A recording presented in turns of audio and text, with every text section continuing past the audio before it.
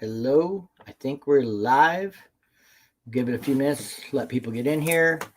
Uh, we have 0 people in here right now, so we'd like a few people to show up before we get carried away with this. So while we're waiting on people to show up, April's going to go through some of the stuff we got here. I'm pulling it up over on the YouTube side, and I got to mute it before it makes cross noise and sounds like somebody's going nuts. So I guess for those that do not know, the James Pax benefit is a benefit we're doing for a 10-year-old boy with a form of bone cancer in his pelvis. And the benefit is actually next Saturday, the 26th of June. And we've been promoting this for a couple months now. We have flyers. We've been getting donations for the silent auction. We have been collecting cash donations and donations through PayPal. If you are interested in donating to the cause, there's a link in the video description down below where you can donate through PayPal, which takes 3% instead of 30% like YouTube does. So James is 10 years old. He was diagnosed with bone cancer earlier this year. He's undergoing chemo right now and everything. And Firecracker here, she just decided she wanted to do something to help him and his family with their medical expenses and everything they're going through. So we decided we were doing a benefit, and our friends and fellow members of Local 31, Freedom of Road Riders, all said they would help and they want to be a part of it. So we're all putting this on. And do you want to talk about the actual event that day, what we're doing and what you have planned? So we have set up from 9 to 11. We're not doing a poker run or a passport run. We're just doing a fun run. $10 donation. Any vehicles welcome. Leave out about 11. You can leave a little earlier. The first stop doesn't open till like 11:30 or something. Everybody doesn't have to leave in one group either. If you don't like big groups, you and your buddy can come register. You can go ride all day and come back for the silent auction. You don't have to go to the stops that we have listed. Those are just a kind of a recommended route in business that are expecting us, and hopefully we'll be prepared to handle a crowd. But me and April will leave after registration at 11 if you want to ride with us. Yep. And then when we get back from 5 to 6:30 is when we'll give people time to look at silent auction stuff. We will have somebody sitting there. So like if you can't make it during the thing, we're going to have somebody sitting there where you can stop in and look at the silent auction stuff and bid on it if you would like.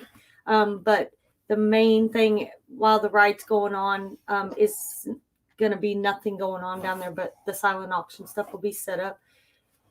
So from 5 at 6:30, we'll stop the silent auction. While we figure that, we've got some things that we're going to do as a live auction.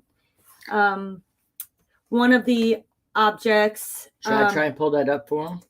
Sure. Our friend at Plug Uglies had a fairing. A Batwing Fairing. It was slightly damaged, has a chip out of it. So can't finish. Okay. I was just going to explain it's not something you can mount on a motorcycle. Right. This is going to be, he's doing some paint on it so he can, I don't think he has the final up yet. But he is going to, he's painted it up, and it's going to be something for like hanging up on the wall or something for a decoration. And Mike is trying to pull it up right now. That's the only picture I've seen. He showed me on his phone, the final. So this is just a sneak peek of what it looks like. This isn't, I got to share the screen here. The camera's in the way for me to see what I'm doing here. Share right there. All right, share screen, and I'm gonna share that. All right, so that's what he's added skulls and some other stuff out across here. This is a Batwing Fairing off of a Harley Davidson.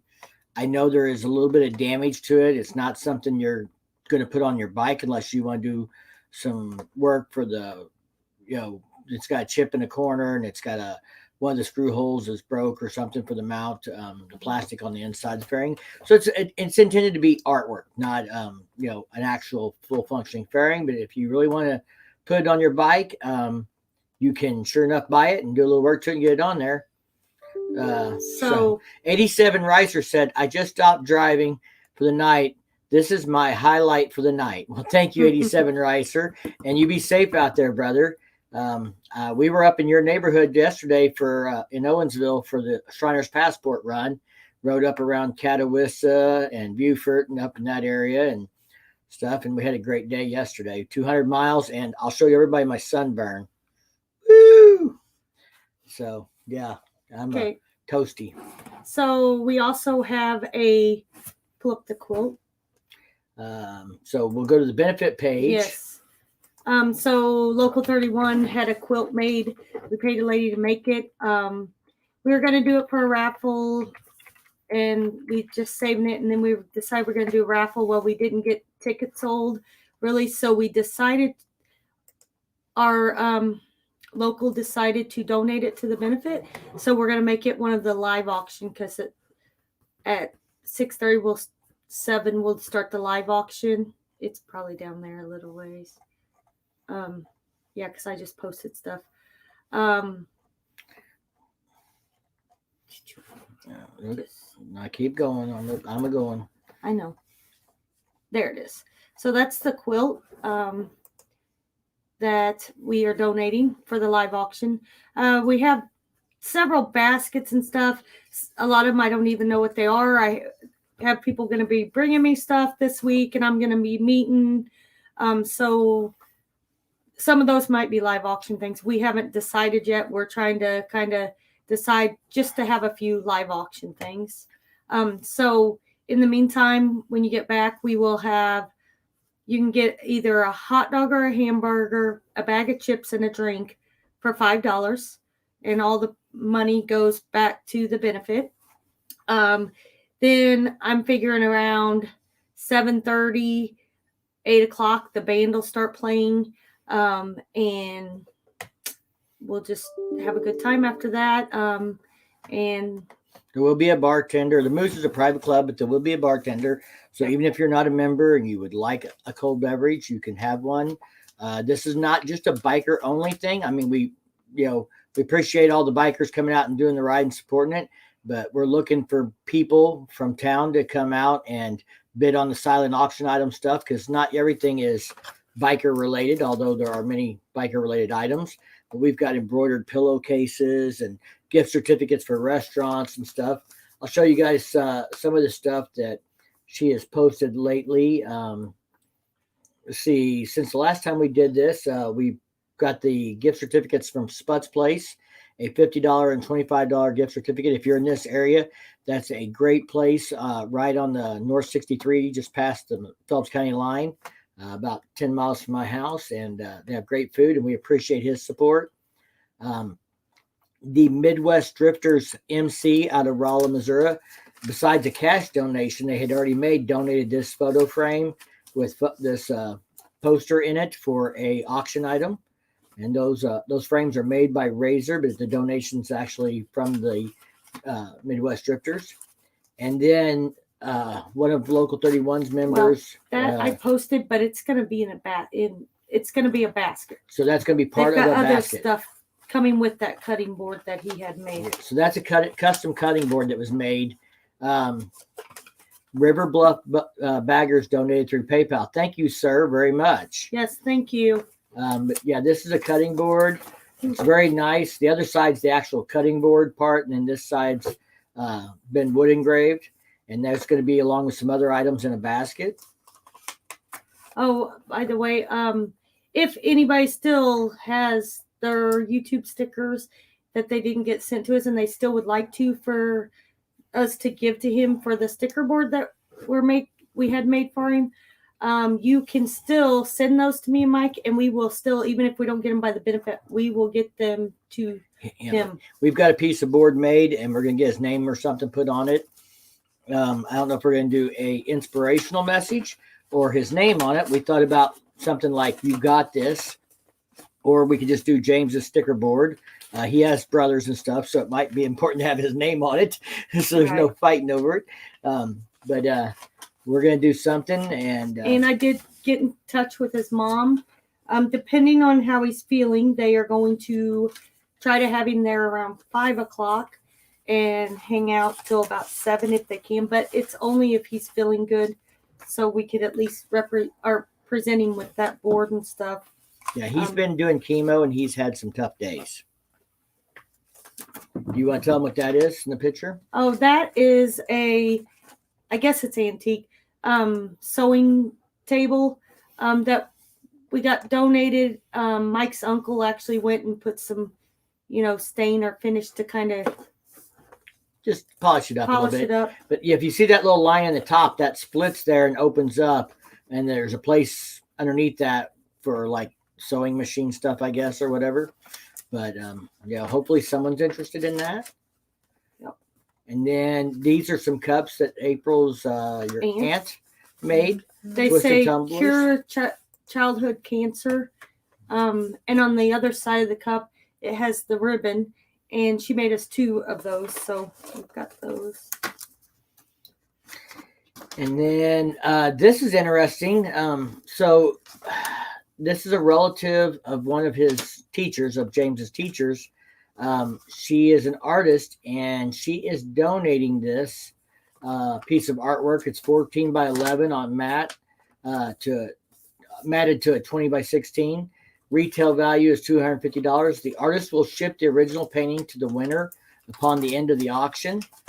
They didn't think they'd get it to us in time, but they're donating it, and they will ship it. And we Directly to that person. And so that's coming from Oklahoma, actually. Well, Isn't that yeah, where the I artist lives? think so. Okay. And then we got a whole bunch of these. So if you like chicken, man, we got some chicken coupons. Mm-hmm. Lee's Chicken, great chicken, but they donated a whole bunch of $5 coupons. So there'll be some of those going around. And let's see. Oh, we got gift card or Bowling. Yeah.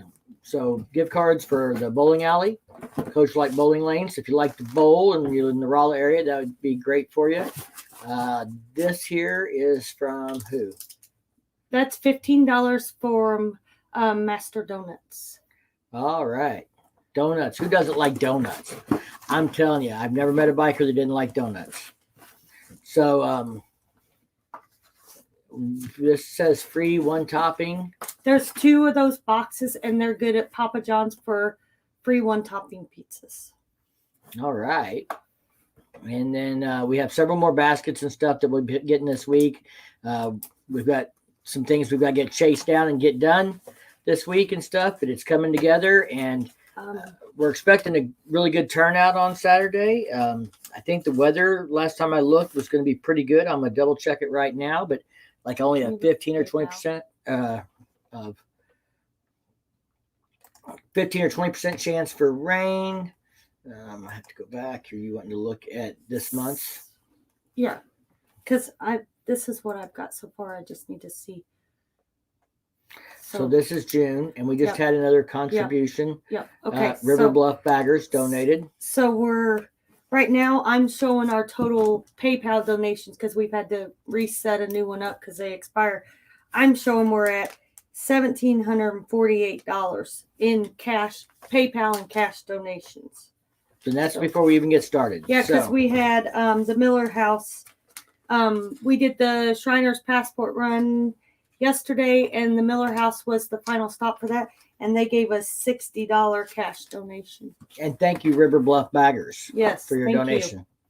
So I'm checking the weather right now for Saturday. I was just turning into the Crooked Moon when y'all passed me. I was on the bike with my wife. Yeah, I'm wondering if that might have been another group, because we didn't go past the Crooked Moon. Yes, we did when we went to Dollar General. Me and you did. Yeah. Okay, maybe. Yeah, if you 87 Ricer, was it just me and April, or was there a group of bikes? Because if it's just me and April, we had to run down to Dollar General. So that was probably about the time we were getting back at 5:30 or 6, somewhere in there. If I don't have to kick out till Monday that next weekend, then I'll try to join the ride. but I'll turn off at Owensville to head back home. Well, that's fine. That's still appreciated. Be great to have you and get to hang out for a little bit. It was a big group, so that would have just been somebody else on the Shriners run. Probably wasn't us. We came in on 20. Actually, well, unless it was in the morning, like I don't know what time we get there. We left at 10, so it'd be about 11 o'clock. We did have a group come by Crooked Moon about 11 a.m. And then big group would have been 8 bikes, 7, 8 bikes, something like that was what we started with. And we picked up some more people up there that rode with us. So that's what's going on. We're going to have, I'm going to stop sharing this, but we're going to have the ride. And if you're interested in riding with me and Firecracker on 2 wheels, we'll be leaving the Moose and Rolla around 11 a.m. And we're heading up Old 66. We'll probably have to take the interstate around Rolla just so we don't have the group get broke up in traffic in Rolla with all the lights. And then we'll get off on the Old 66 on the outer road and head up that to Cuba. Then we'll take 19 up to Owensville, and then we'll circle around to the other stops after that. That's kind of our route planned. Somebody asked tonight how many bikes we were expecting. I'm hoping 50 to 100. I don't really know what to expect. What was the last count on people that said they were going? 141 people have responded, going or interested. 40 have said they're going. And out of this 40 that are going, at a glance, most of those are probably going to be on motorcycles, the ones I know. Not all, but Clara said she's going. Shannon Husky said she's going. Yes, which Shannon Husky that's going, her little boy is the other little boy that just recently they found out has cancer. Yeah. So I'm going to guess we're going to have 50 or more bikes leaving out at different, either together or at different points throughout the morning after registration starts. And again, you don't have to go to our planned route. You don't have to go to our planned places. You don't have to ride a bike either. You can bring your car. Yeah, all vehicles are welcome. We just picked a route of places we knew that would give us kind of a full afternoon and give us a few places to stop that were big enough to handle, 20 or 30 people coming in and that would appreciate the business from bikers. And so that's just a suggested route. If you want to go somewhere else and have lunch and come back for the silent auction later, that's perfectly fine too. We'll do the silent auction, and we have a few items that are going to be live auctioned, and then we're going to kick back and enjoy some music and hang out and have some camaraderie and brotherhood with fellow riders and stuff. And it's all for a great cause. Oh, we have this $500 value hunting. Yeah, you got to bring that up here with the camera. They can't. One of us going to be out of focus. There we go. So it's a $500. It's worth $500, but it's a hunting certificate. It says like a guided hunting. 1 person, 2 days, semi-guided archery rifle, alt season, approximately $500 value. So. Yep. And that's just there's several other items on that Facebook page that we've covered in previous broadcasts. We didn't get all that in there, but I mean, we got stuff from Rocky Mountain ATV. We got stuff from Custom Dynamics. We've got stuff from other Made Rights, other restaurants. Purdy's and Stony Hill, they've got a basket together. I just gotta get there and get it, and we're gonna have to see if somebody can run by and get it for us, and then us go get it from them. But yeah, they're not open. We found out today that after today they're not open again until Thursday, and the benefit's Saturday. So we'll make it work somehow. Yep. I've got friends in that area. Maybe I can get one of them to pick it up, then meet me a little closer to home and get it from them or something. So. But we're going to make that all happen. It looks like I was pulling up the weather and then I got distracted. Daily. Last time I looked, next Saturday looked pretty good. It looks like there's a little chance for rain, but the high is going to be 77. If there is rain, it looks like it's more in the evening, so we should be hopefully done with the ride, and it'll be after that. Um, so we're hoping everybody shows up and can come out and hang out with us. It'll be a good time. Anything else that they need to know? Besides, we had a good time at the Shriners Passport Run last night. They had, hey, Mike, good to see you. We were just talking about the benefit. We did the Shriners Passport Run yesterday, and they had a good turnout. It was hot. Like I said, I got a sunburn. I'm sure you can all see that. There's Dan the man.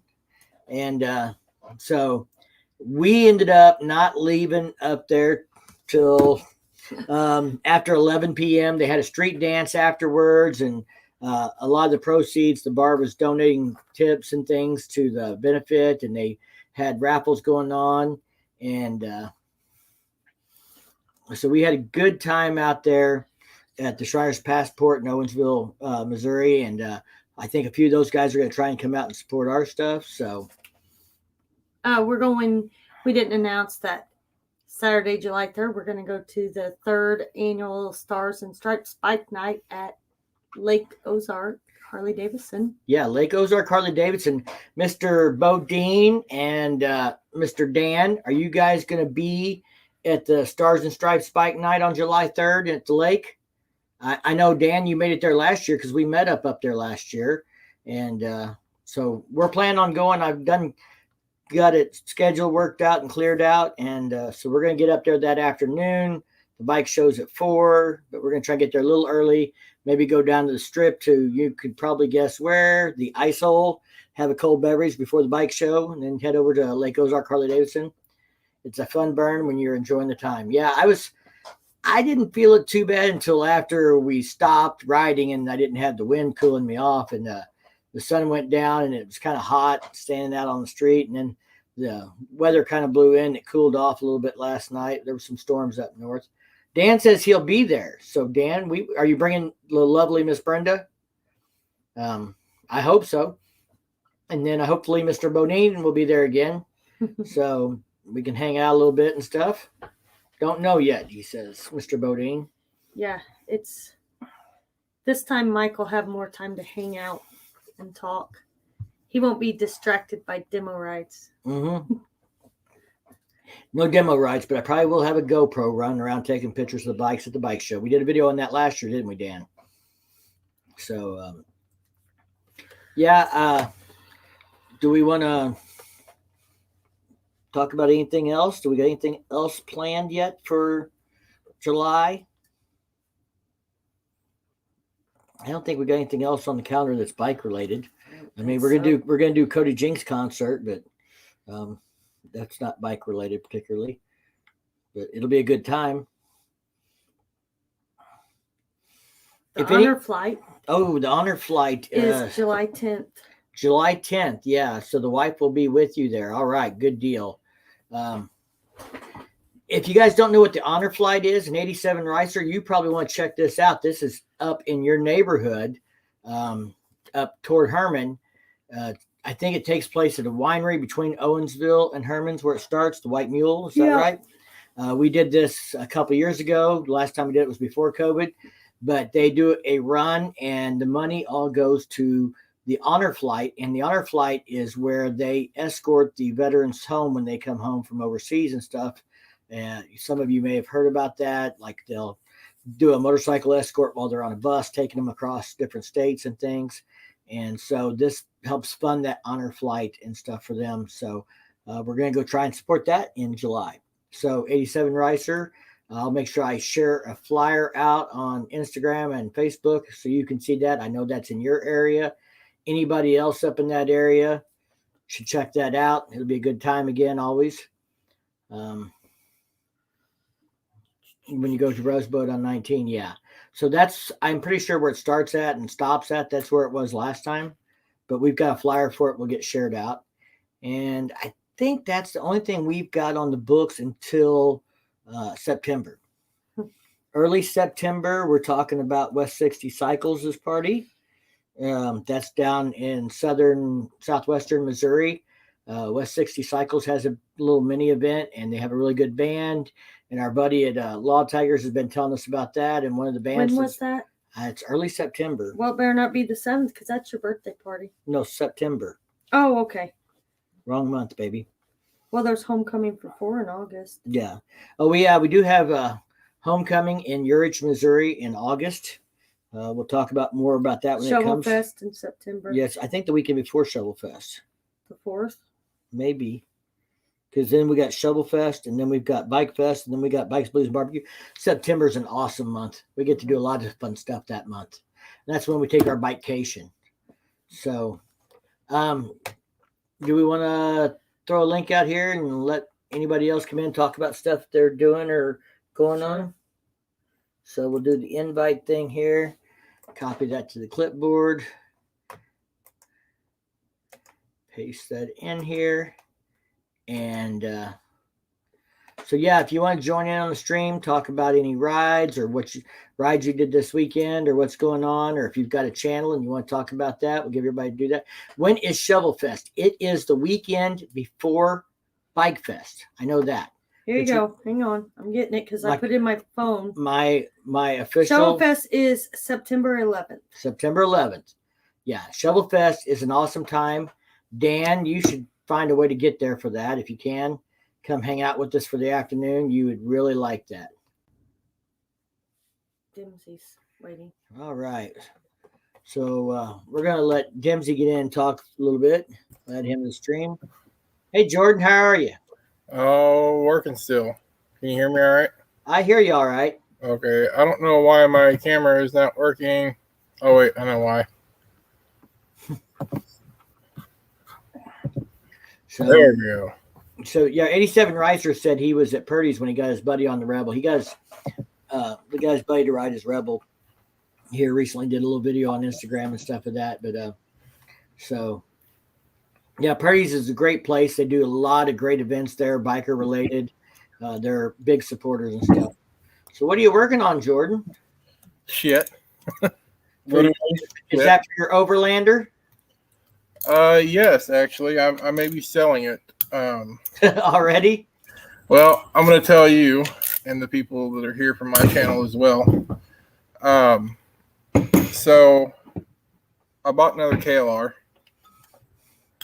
and I've decided, since I'm getting old and decrepit at 30 years old, I'm selling everything I got, building my KLR, and I'm going to try to ride into South America in the next couple years, up into Canada. I've been wanting to do it forever. And I ain't getting any younger, so.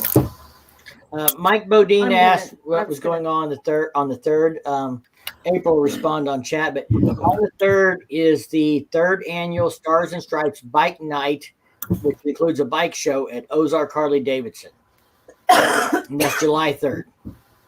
So we went last year and it was a pretty good time. So what year KLR did you buy, Jordan? An 07. 07. I can actually. Here, hold on a second. Oh dear. Don't fall over, please. Let's see here. I need to open this. And I need to do this. And then I need to do, wait for it. There it is. So it's going to look like that. Right. So this was back in 2018 when I lived in a different town and I was tired of my life. So I literally sold everything, and that was an 07 KLR. And I packed up what I had in that bike was my camping gear, some clothes, and I got rid of my apartment and packed all my shit. And I'm like, I'm leaving. And I had the best month of my life just traveling and not giving two shits about anything. And things have taken kind of a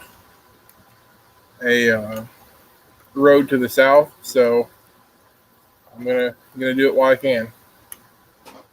But yeah, it'll look. I'm not gonna go back with hard luggage. I'm actually gonna get a hold of Giant Loop. I think they might be able to custom make me something, but regardless, I'm gonna sell my BMW and put a lot of money into a KLR. Are you selling the Overlander too? Yeah, so I'll probably sell it.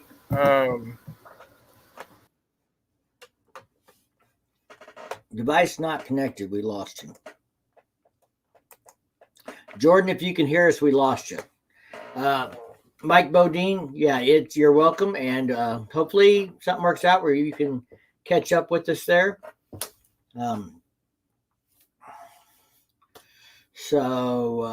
Dan, yeah, you just got back from BAM. You got anything to say about that? Are you still with us, Dan? There's Jordan. Oh, Lost you. yeah, I don't know what happened. So you're still in the Overlander still? Yes, I had my buddy listed for sale, and I figured I'm going to pick the KLR up Wednesday in Chicago.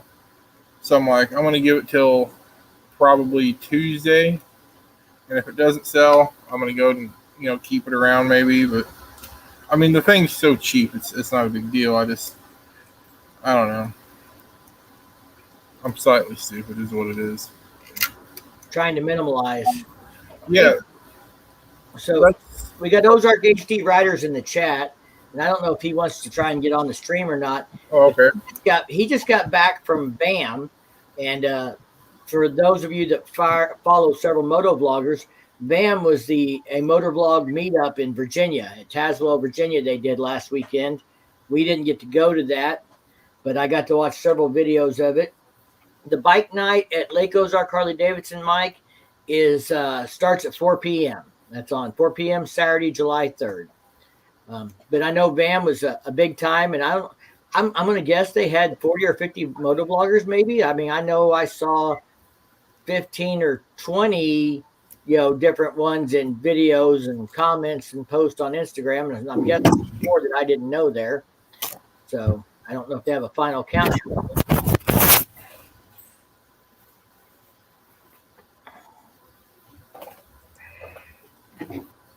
We'll see if Dan wants to try and get on video. I know his connection's not always the best, so he usually just hangs out in the chat. But yeah, I'd like to know how BAM. I heard it was wet. From the videos I saw, several people said they got a lot of rain out there that week. So I saw pictures of Brenda in rain suits and stuff. So.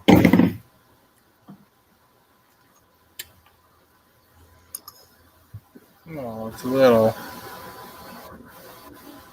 BAM was one of those things we talked about going to, but we just didn't have enough vacation time to swing it this year. And things going on, and then we took this vacation on, and being out of town for a week really makes it hard when you're trying to do other stuff.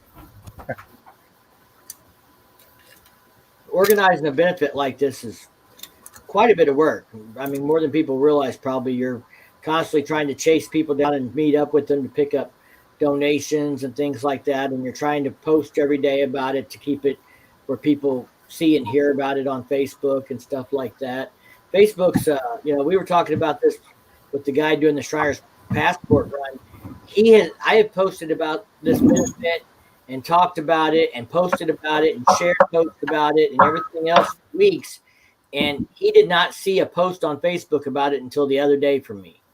And I've shared his Shriner's passport run stuff multiple times and promoted it because it's for a good cause. And he had people that are like, "Oh, we just found out 2 days ago," and he's been posting it for months. So Facebook's not just because you put it on Facebook doesn't mean everybody's going to see it.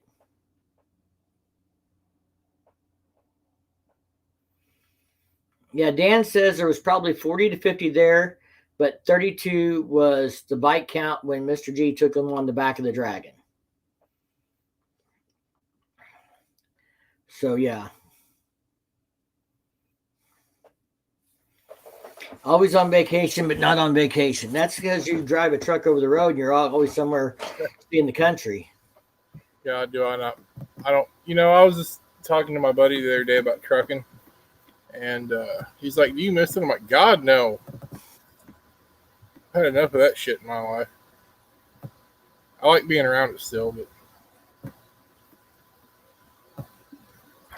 Well, It's probably a pretty thankless job, but we would be in a shit world without all those Oh, people absolutely. delivering all those things for us.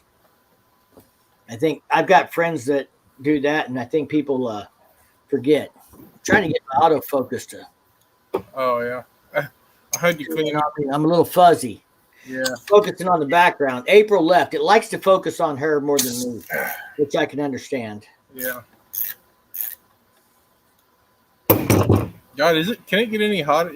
All right. So normally every winter time, I hate the cold. For those of you that don't know, every winter time when somebody says, or I tell people, this summer when you say it's too hot outside, like I'm gonna kick somebody in their ass, kind of thing.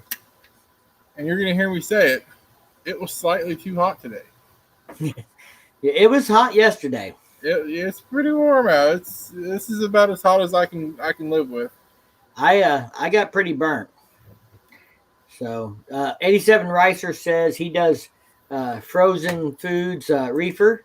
Oh yeah, So that's what he's hauling. nice. But he burn it off. I can haul dry goods. 87. Are you a drop and hook guy, or do you gotta sit there and wait to get loaded and all that kind of crap? And just for reference, I grew up in a dry van, and then moved over to hazmat tanker, and then did flatbed for a couple years. I would say flatbed's probably my most favorite. Dan said they rode 7 states in 9 days and almost 2,900 miles on the van trip. So that sounds like a good time. That's about like what we did for Sturgis. We did, I don't remember how many states exactly, but we did more than everybody else. And we were just a little over 3,000 miles because we were 1,000 miles to Sturgis, 1,000 miles back, and we rode over 1,000 miles while we were there. But we did Missouri, Iowa, corner of Nebraska, South Dakota, Montana, Wyoming. Wyoming, We did Wisconsin, Illinois. Like we've never been there. And yeah, so we did 7 states when we did our Sturgis trip. So pretty similar. And ours was, I think, 9 days also. Quite a bit of riding. Yeah, we feel you. So 87 says, same trailer all week long. All I have to do is open my doors and wait to get loaded and unloaded. Oh, okay. Harley Vlogger came in here and now the cam can focus. April is back. Yeah, you leave and the camera gets focused on the back wall because he doesn't like to look at me. Can't imagine why. Harley Vlogger, I'm glad to see you. And they're street gliding. So we were commenting the other day on a post.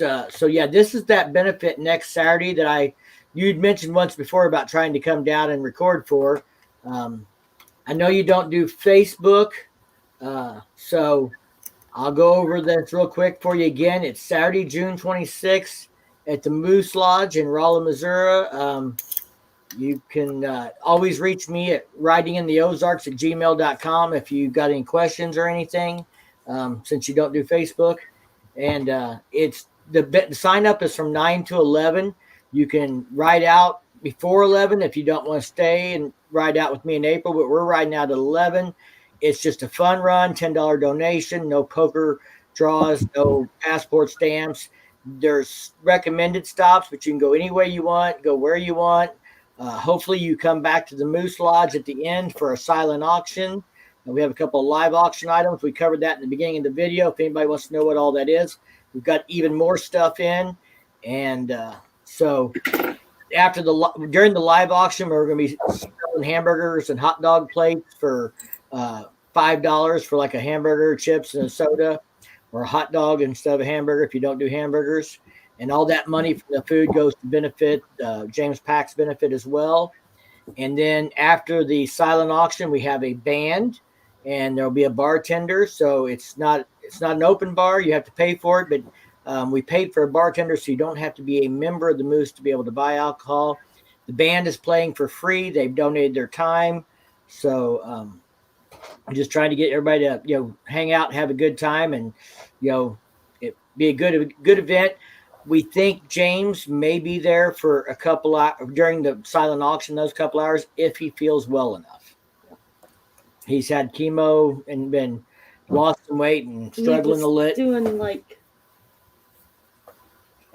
the one that he had was having this week or part of last week was they do it like in, I don't know, like he was having certain like treatments and amounts, and it was going to be the one of them that hits him the hardest. So hopefully he's feeling a little better by Saturday. We'll see. But Pastry Gliding, he's in the chat back. So that chemo ain't no joke. Yeah.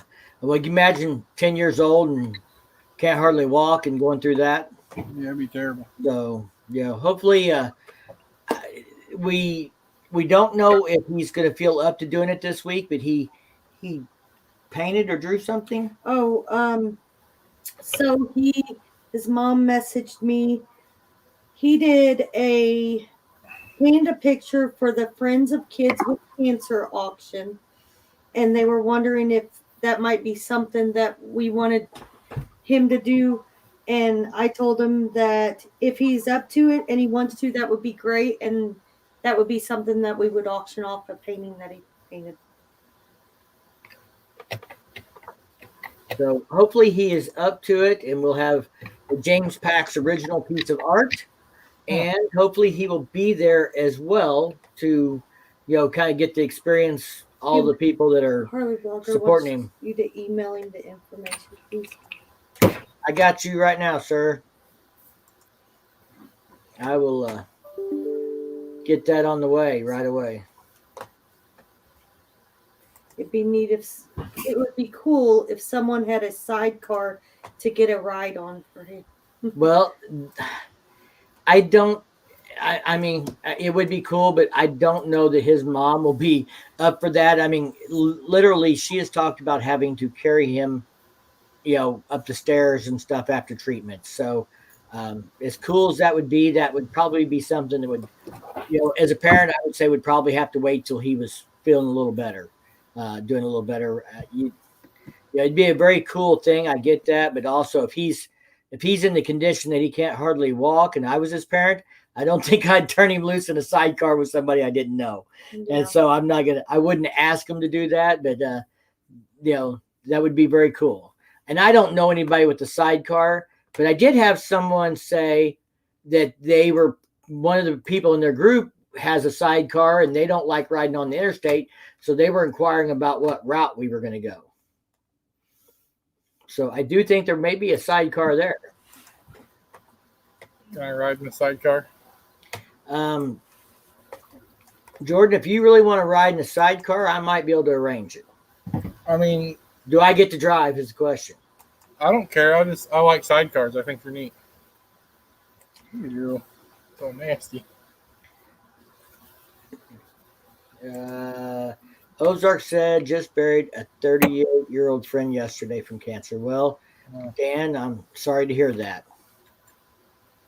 It's a tough thing. It doesn't care who you are. It doesn't care how old you are. It has no empathy for anybody. Yep. Good. I have an uncle who is terminal. He's had treatment. It's not, doesn't look like it's been effective. He's developed more spots. It's through multiple organs now. He's losing weight bad, and we're just kind of, everybody's kind of preparing for that day, unfortunately. Yeah.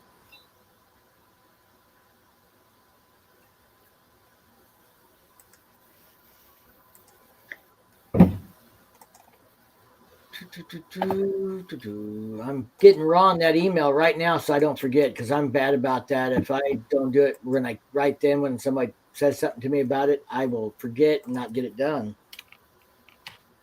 Ooh, somebody was not nice to this clutch in this bike. Is that ATV behind you that you're working on? Yeah. I like to file the clutch basket down. Somebody did lots of clutch wheelies with that. I'll pull the clutch off the other one and see if it's any worse.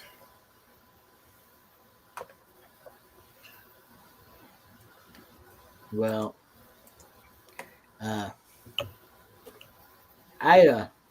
what was somebody was doing? Did they say somebody did a wheelie yesterday? Yeah. I don't remember whose bike it was. Was it somebody in our group? Is it Roger? Yeah. Yeah, they said Roger did a wheelie. He didn't mean to. Yeah, his girl on the back. He didn't mean to. He caught traction. Oh wow.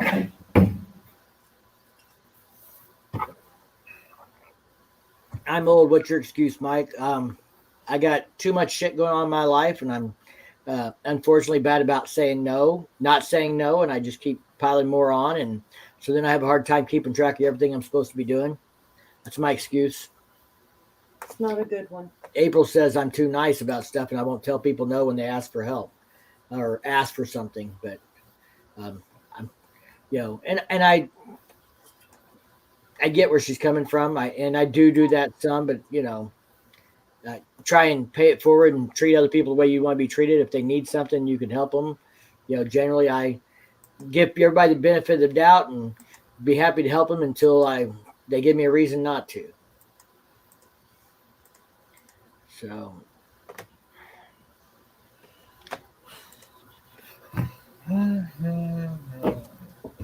Anybody else do any riding this weekend?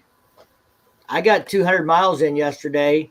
If you count the last 20 miles were at 1 o'clock this morning. We didn't get home till about 1 a.m.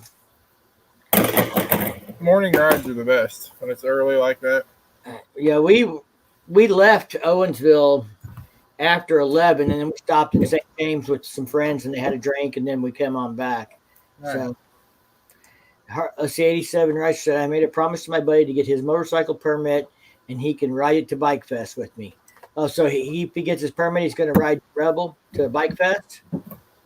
Yeah, 87 said he did 112 miles yesterday. It was a hot 127. Harley said it was too hot.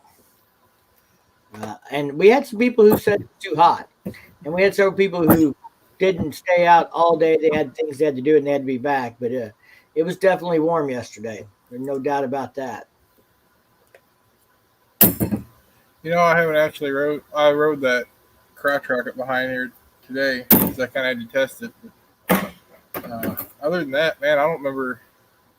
It's been a solid week or two since I've been on the GS.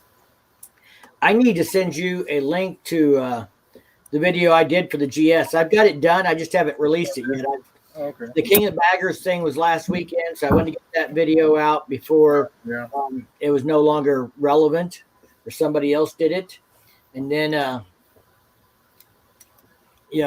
so I did that video, and then I've got two ready to go, but the GS first ride should be coming up pretty soon. Nice.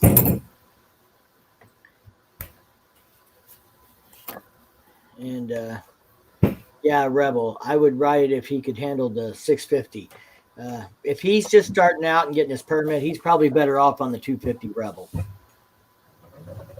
No offense to anybody, but 250 Rebel is a really good bike for people that are learning on. It's light, easy to handle, doesn't have enough power. It's going to accidentally get away from you or get you in trouble.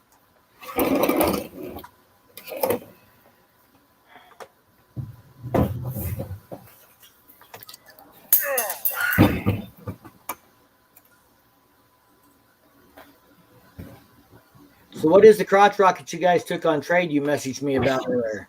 It's a 2016 Yamaha R6. So for a guy that knows nothing about crotch rockets, is that 600 cc's? Oh, yeah. Yeah, it's 600. I don't know how much it weighs. They're not very heavy, but it's just a 600 cc that redlines at 16,000 something RPM. 16,000. I don't think I rode anything with that high of a red line. Yeah, 600 is usually pretty high, and the thing about a 600 is you gotta ring it out to start getting power out of it.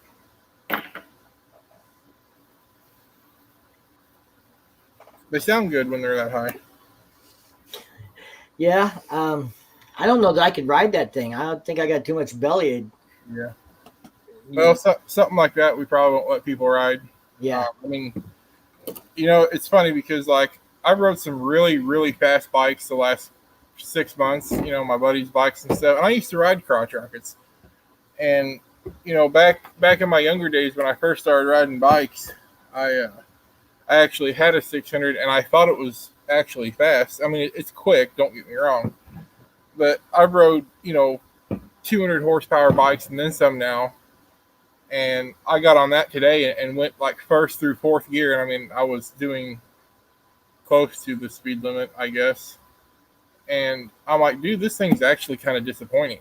Like, I just remember them being so much faster, but it's been so long since I've been on 600. But I mean, something like that will kill somebody real quick. If you ain't, you got to be on top of your game on something like that. Rode it for 5 minutes and hated my back and my knees. Mike Bodine, I think, said he did 750 this week riding. That's a pretty good number.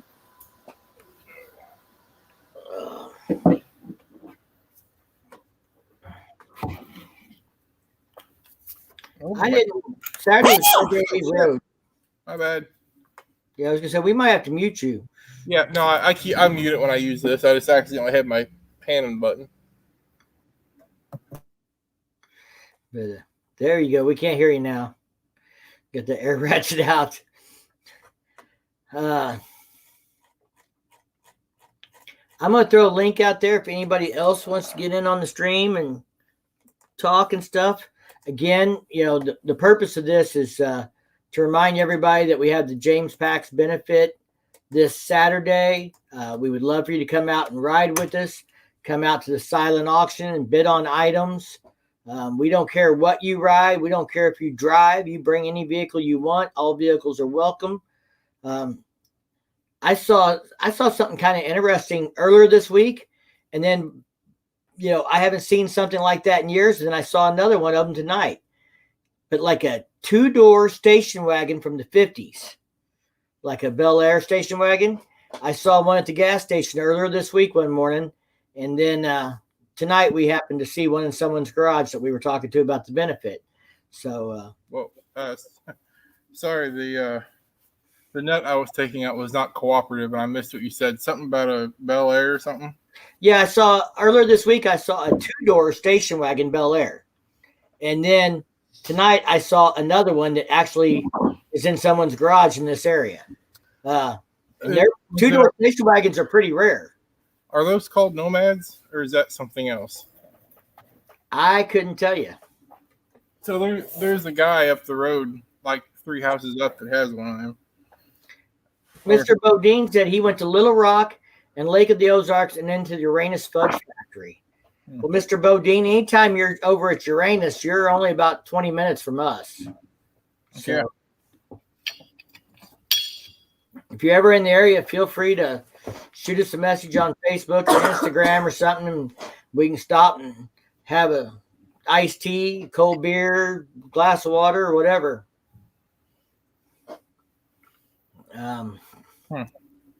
I always like to hang out with other people to support the channel and stuff. And it'd be good to run it, get to talk to you again. I know we got to hang out a little bit at the lake in May, but yeah, anytime you're up this way, feel free to stop by or give us a shout out, and we'll meet up for a snack or appetizer, a meal, a drink, something. Jack. Harley Vlogger says Jack. So You got road rash wanting in. we got Road Rash in. We'll bring him in. Right there. Down. Right there. Hey, what's up? What's going on, man? Oh, I've been showing off my sunburn. Oh, you got one of those too. Yeah. I got one of those too over the weekend. We did 200 miles yesterday, and it was hot. No, I don't know how many miles or kilometers, because we do kilometers up here. All I know is it was a 2-day ride for myself and 2 buddies from work. So I had an enjoyable weekend myself. Got a little bit of sun, but I didn't get the hat burn like you got. Yeah, I got my face is pretty red though. Right, it's like this. Yeah, so that's where I get the tan line at. Right yeah, there. exactly. 87 Ricer. Said road rash. Bloody great videos. Yeah, did you see that, Road Rash? You got a fan in the chat. Oh yes, I do. 87 Ricer. Thank you. Thank you very much. He's actually in my area in the Ozarks here. That's right. In fact, I think he actually subbed to me through you, if I remember correctly. Anyway, yeah, we're hoping he gets to come out and join us on the benefit next weekend, at least for part of the ride stuff. Oh, that'll be all right. Yeah. We did the 200 miles me and Firecracker did yesterday was to raise money for the Shriners hospitals that take care of children. Yeah, I know who the Shriners are.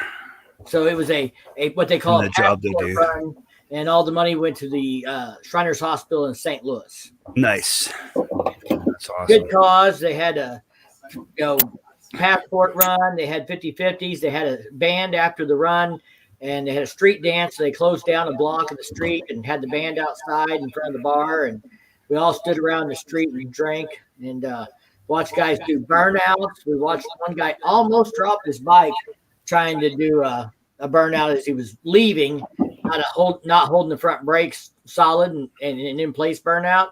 Yeah. Got away from him. But no foul, no harm. Everybody did it. Nobody dropped one. So now one boy did want to do a burnout on his 1992 Evo bagger, full dresser. Yeah. Which is a 80 cubic inch Evo with a tour pack on. And he wanted to try to do a burnout, and he was having a hard time getting it started. So they went over, and a couple of guys held each side of the tour pack so it wouldn't move on him. And I think they might have been lifting up a little bit to get a little weight off the back. So Back car. he finally got it loose and got it to smoke a little bit. That's hilarious. That sounds like a good time. That actually sounds a little more enjoyable than my ride was. My ride, don't mind you, was still just as enjoyable. Just that we weren't out raising money, and instead we were spending money on ferries and food and gas. But that's okay. Those kinds of rides, especially with good friends, are good times too. Yeah, well, I took where I work here at the warehouse. One guy is like 28. And he rides, and him and I have been riding a lot together lately because we both work on the same shift, right? So we've been doing a lot of riding together now, and I'm really comfortable with his riding. He's really comfortable with mine, that we actually can ride side by side down the road. And I'm fine with him being right beside me while we're riding, right? Instead of in a staggered formation, because I know I can trust his riding and whatnot. But another guy from work, he's a new rider. Anyways, that young kid, he's from Ireland, from Dublin, and the other guy is from New York City, and they both had never been over to Vancouver Island before. And of course, that's where I grew up here up in BC. So I took the boys over there to go show them the sights, Vancouver Island, and I took them down the highway that we call the Sunshine Coast Highway, which is it's our tail of the dragon, essentially, right? For the area, it's just a really twisty road. And unfortunately, my buddy Daryl from New York, he overrode one of the corners, and it was a hairpin. And he didn't go down. And luckily, there was no goddamn traffic going around, because all of a sudden I'm leading. All of a sudden, I hear oh, and I look in my mirror, and he's going really wide, and he's like on the other side of the road, and it's like, fuck, dude, I think you got to slow down, man. And I told him, I said to him, like we took him a bit to calm down, because he was like, you could hear him back there that he was all freaking out and shit, right? And we were just like, okay, to calm down, take a breath while we're still riding, right? But once we stopped and had a talk, I just said to him, when you see, pay really attention to the speed limit and what that sign is showing you. If that sign is showing you a hard turn, then that's what it's going to be, is a hard turn. Slow yourself right down. Like it said 30 kilometers an hour, which is 15 miles an hour, right? Oh, my. So he may come in there a little too hot. And then I think he just lost concentration, and just instead of trying to go for it, he just ended up going, putting his bike back upright again, and just kind of, so yeah, I just hope that experience sticks with him, and he learns from his mistakes, so that the next time he doesn't do something like that, right? So that's usually how riding is sometimes, that you usually learn from your mistakes. I'm just thank God there was no other car coming the other direction at the time, or that just would have been a no-gooder for us right there on the spot. So yeah, that's and luckily he was only on a 250 as well. If he was on a bigger bike, he would have gotten laid down, because he probably would have ran out of road and ended up in the bushes. Yeah, we have suggested speeds through turns around here, and on a bike you can always do more than they suggest. But on a hairpin, yeah, but how much more depends. When it only says 15 mile an hour, you probably shouldn't be pushing it more than 20 or 25, depending on what kind of bike you're on. Like you have, right? If it says 30, you can probably push it 45 around here. Yeah, exactly. It's the same as here. Every state though can be different. Yeah. I've lived in states where they don't have a lot of curvy roads, and they'll post a curve sign and they'll say 30 mile an hour, and it would be a curve that we would take at 55, 60 mile an hour here. Yeah. But people here are used to twisty roads, and so it just depending on what part of the country you're riding in, it can really vary. Yeah, exactly. Well, most of the roads here, the speed limit that they post there is actually, they're supposed to be posted for motorcycle and big trucks, where you can take something a little quicker in a car or something like that. But like you were just saying, there was a lot of corners that we went through that I went through a little quicker than what the posted speed limit was. But when I knew that was a hairpin, because looking at the sign, when you look at a sign and it's just got a slight curve and it's saying, okay, slow down to this speed. Once you get to it, you might be off the throttle. And once you look through the corner, you're like, oh, I could just open up through this corner, right? And just open it up and go through the corner, no problem. But when I see a hairpin sign that says this is going to be a tight turn, do this speed, that's usually when I say, yeah, that's probably the speed I should be doing, because I don't want to be running wide and crossing that yellow line just in case there's a car coming, right? Absolutely.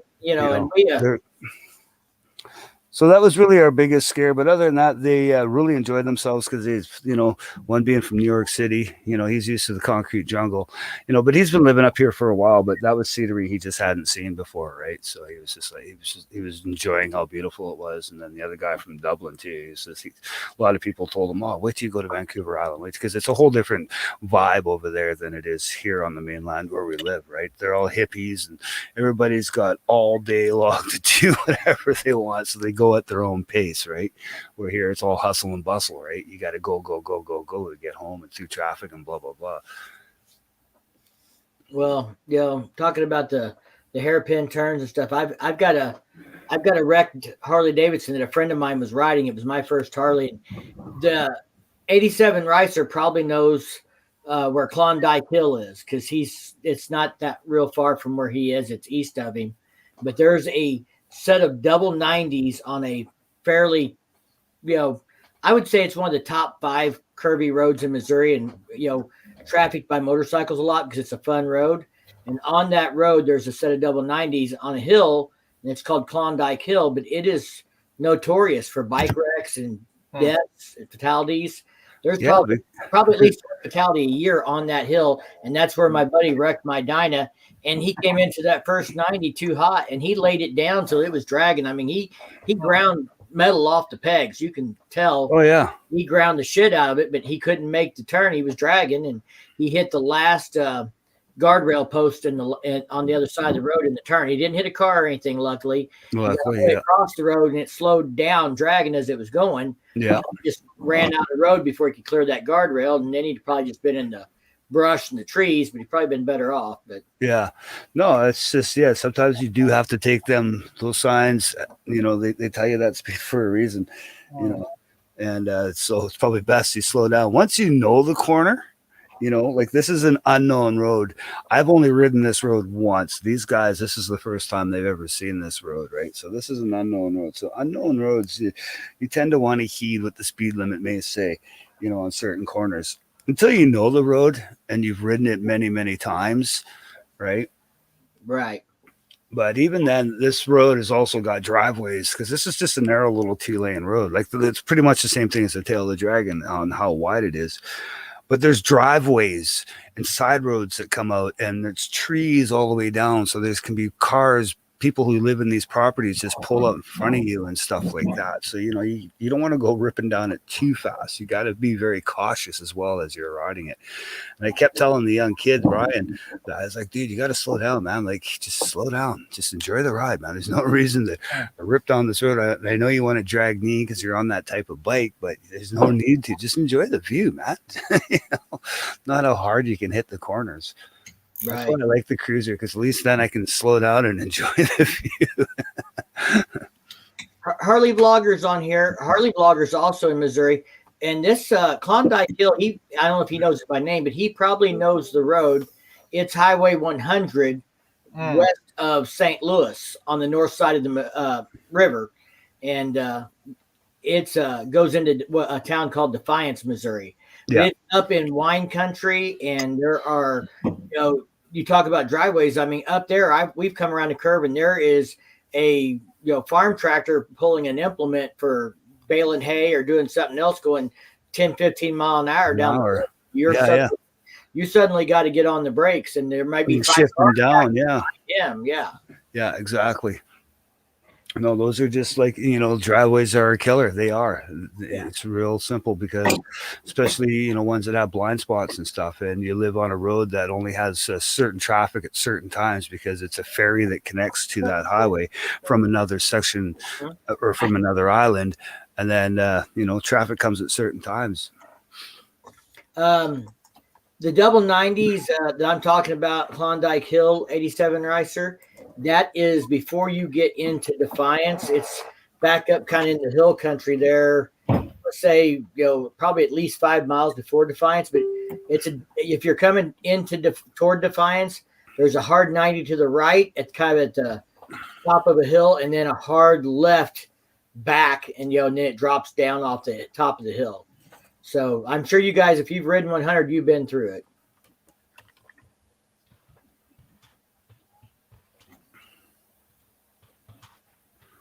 Yeah, it was. We all got the Sennas on us for this ride. We never had them before until this weekend. Well, except for the one guy had one already, but myself and the guy I ride with all the time, we just finally went and picked one up, and so it was definitely made the ride a little more enjoyable, so that we could talk to each other as we're doing this long ride. So I'm gonna share the page here real quick.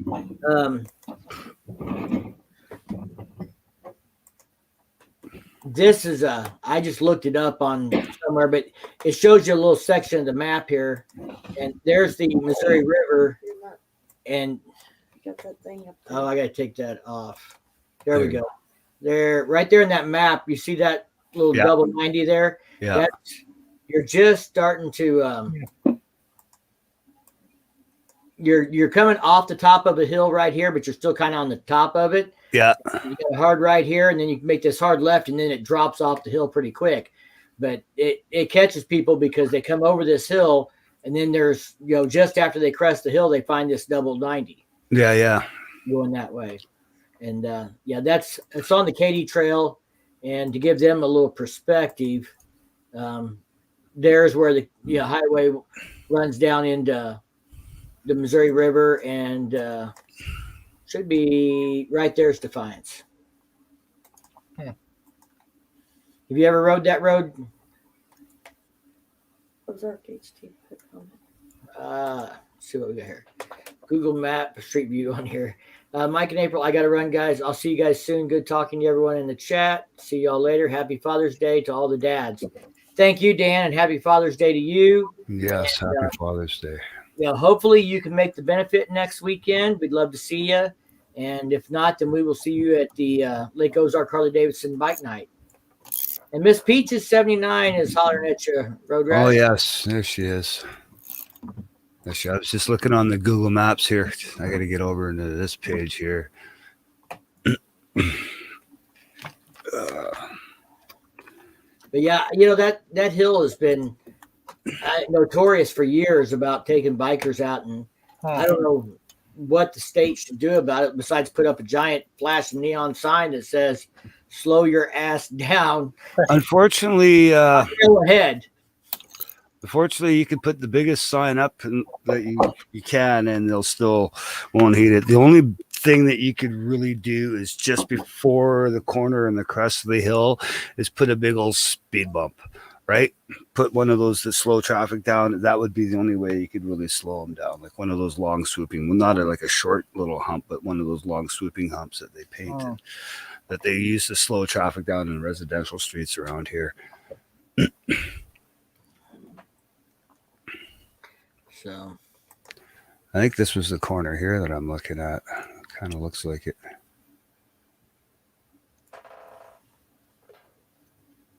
That one. I'm kind of looking over the map here on this highway that we rode yesterday. Was it that one?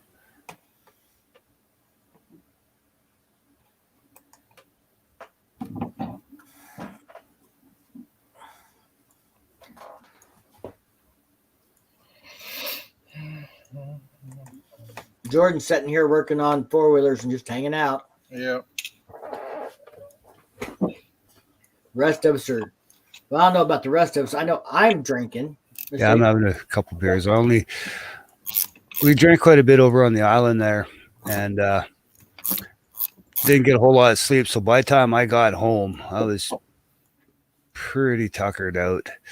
Who drank the most this weekend, honey? Me. She says. She was riding on the back. She wasn't riding her own, so she got to drink as much as she wanted. Oh yeah, she was probably drinking back there without you even knowing about it. She actually, while riding, she didn't drink while we were on the bike much. But this is one of those deals where you ride 25 miles, you stop and you have a soda or a beer to stop, and then you drive 25 miles and do it again, or have lunch, and then you end up back at a bar. And they have a street dance, and they had a raffle, and we had a whole bunch of friends that were there. That this event started 40 miles from where we live, so we have friends there, but we don't see them a lot. We see them for events like this. So we were hanging out, and she was having a good time visiting with all of her friends and stuff. And since she didn't have to ride, she could drink as much as she wanted. Yeah. Well, I still drank quite a bit myself. That young guy there, we go to the beer store and he ends up buying a bunch of them girly drinks. I says to him, "Why are you buying them girly drinks for?" He goes, "Because they're on sale, right?" So he buys like these really sweet drinks. Well, sure, later enough that night, he's sitting there at the picnic table. He just lets her go, while we're all sitting there laughing at him, call him a true islander. You're a true islander now. If you can sit at the picnic table and puke and keep on drinking with the rest of us, you're true. Yeah, he passed out. He ended up passing out there for a couple hours. It was a little rough the next day. Yeah, we've had that. I was a little rough last Sunday. Last Saturday was my turn. We were at an open house event for an MC that's close to where I live, and we have friends that are in that MC, and they had a party and a band and some adult entertainment after the band and things like that going on, and it's really close to my house. I mean, it's closer than any bar, so I can be a little more brave. I mean, there's literally a dozen driveways between theirs and mine. Oh, shit, you could walk there then. Oh, yeah, I could walk home if we had to. Yeah. I got a little carried away drinking, so she took my keys and she drove us home. And she stayed soberish and let me have a good time, and so we did. Miss Peaches said that she is from Missouri, lived in St. Charles. Oh, can you hear me? Yeah. The one time my laptop can hear me when I'm like off to the side of it. I've actually got an aunt up in St. Charles. All right. I'm done for the night. Wait. Okay, there it goes. Harley Vlogger lives in DeSoto. 87 Ricer, I believe he lives in the Herman area. I don't know exactly where, but I know he's up in that area because that's one of the ways, like, first time he saw my bike is I was at an event up in that area. So I'm thinking, we got several people in here from Missouri. I'm kind of thinking maybe this year at the lake, we should do like a Missouri moto vlogger meetup during the Bike Fest thing or something.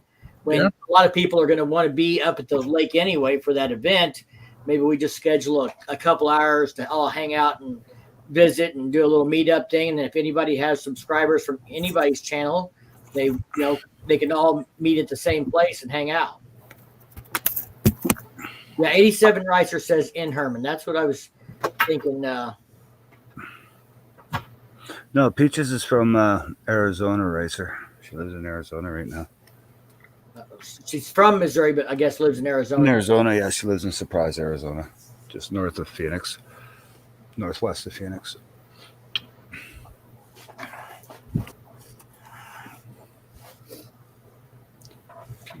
Meeting other moto vloggers and just people in general. I mean, if you're anything like, Jordan's probably a little different because I know Jordan's a little antisocial. Thank you, Mike. He's not. He doesn't Yeah, like me. He just puts up with me.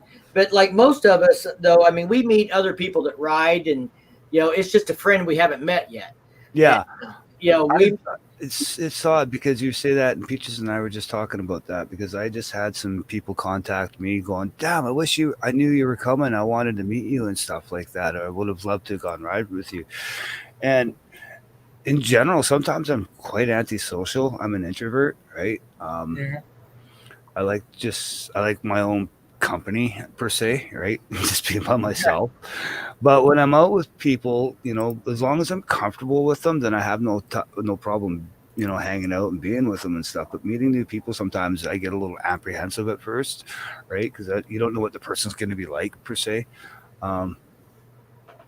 But it's gonna start happening, and eventually somebody's gonna come up to me and say, "Hey, you're Road Rash. I'm recognizing your voice from over here," right? Blah blah blah. And it's gonna happen eventually, right? So I just gonna have to prepare myself for it one of these days. Maybe doing like a moto vlogger meetup that's more about meeting other channels than it is fans. Yeah, a good way to start because you do get to feel like these people at least to some degree. Some degree, yes. From their channels, and you can tell who you're going to feel more comfortable around than others, Yeah, exactly.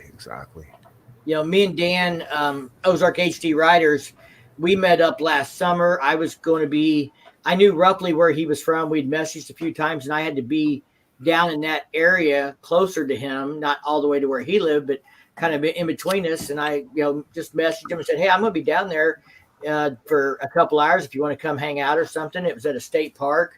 And so he came over and we hung out and met and rode around a little bit for a couple hours and visited and got to know each other. And then we started meeting up at events and, the local Harley dealer events and stuff that's between us. And then we went to Bikes, Blues, and Barbecue, and we all stayed at the same motel with PSP Tommy G and PA Bearded Biker and Glide, Arkansas. So there was like 5 of us that do YouTube there. And plus we had additional friends that were there, and we all sat around at night after riding and had a few drinks and got to know each other better, and it's a good experience. And like I said, for someone, if you have anxiety per se over meeting strangers or hanging around people, you're not a big people person, meeting other moto vloggers that you've at least seen and talked to through YouTube is probably a little easier. Yeah. It's, man, I don't know, I've had my problems for years. It's not the most part of being around people. It's like I have to get out and be nice to people. I'm like I just like, leave me alone. I don't mean to be like an asshole about it. I'm just it's your mindset sometimes, and that's the way I am sometimes. There's days where I could care less. Don't talk to me, right? And it's not that I'm being an asshole to people or anything. It's just I just want to just have a little quiet time to myself and just be in my own little head, my own little world, without having to actually make my brain think and communicate and stuff like that, right? And it's like I've talked to a few people on YouTube and Instagram and stuff, and they're like, "Man, we need to get together and ride." I'm like, I don't really do group rides, my dude. It's like I'm burned out of group rides, for one. Number two, if I'm going to ride with somebody, we're going to be off road. So then I have to worry, are they going to crash behind me? Am I responsible for them? Yeah. And I'm just like, I literally just want to ride. I mean, there's a guy local that I ride with that used to race motocross. And I mean, the dude can ride a motorcycle. So like, I'll ride with him. I ain't scared. But I hate riding in groups because years ago when I used to be in a group ride, we was Mike, that licking cruiser, and this is back when I lived at my mom's house in Salem. There was about 20 of us coming back from Salem in a huge group, and a rabbit had jumped out in front of the lead bike. Well, we were all packed kind of tight, so he panic braked, which made everybody else panic brake, and we about had a huge pile up. And at that point, I'm like, I'm done riding in groups. I'm like, I'm tired of other people being in my way. I'm like, I want to go. I don't want to do 50 or 55. I want to fucking go. Yeah. So that's where I pretty much called it in right there, and kind of thing. But I do a lot of group riding, but I'm almost always in front. I would say that maybe 2 times, 3 times in the last 4 years, I've not been the lead bike. Oh wow. Almost Why? 5 years.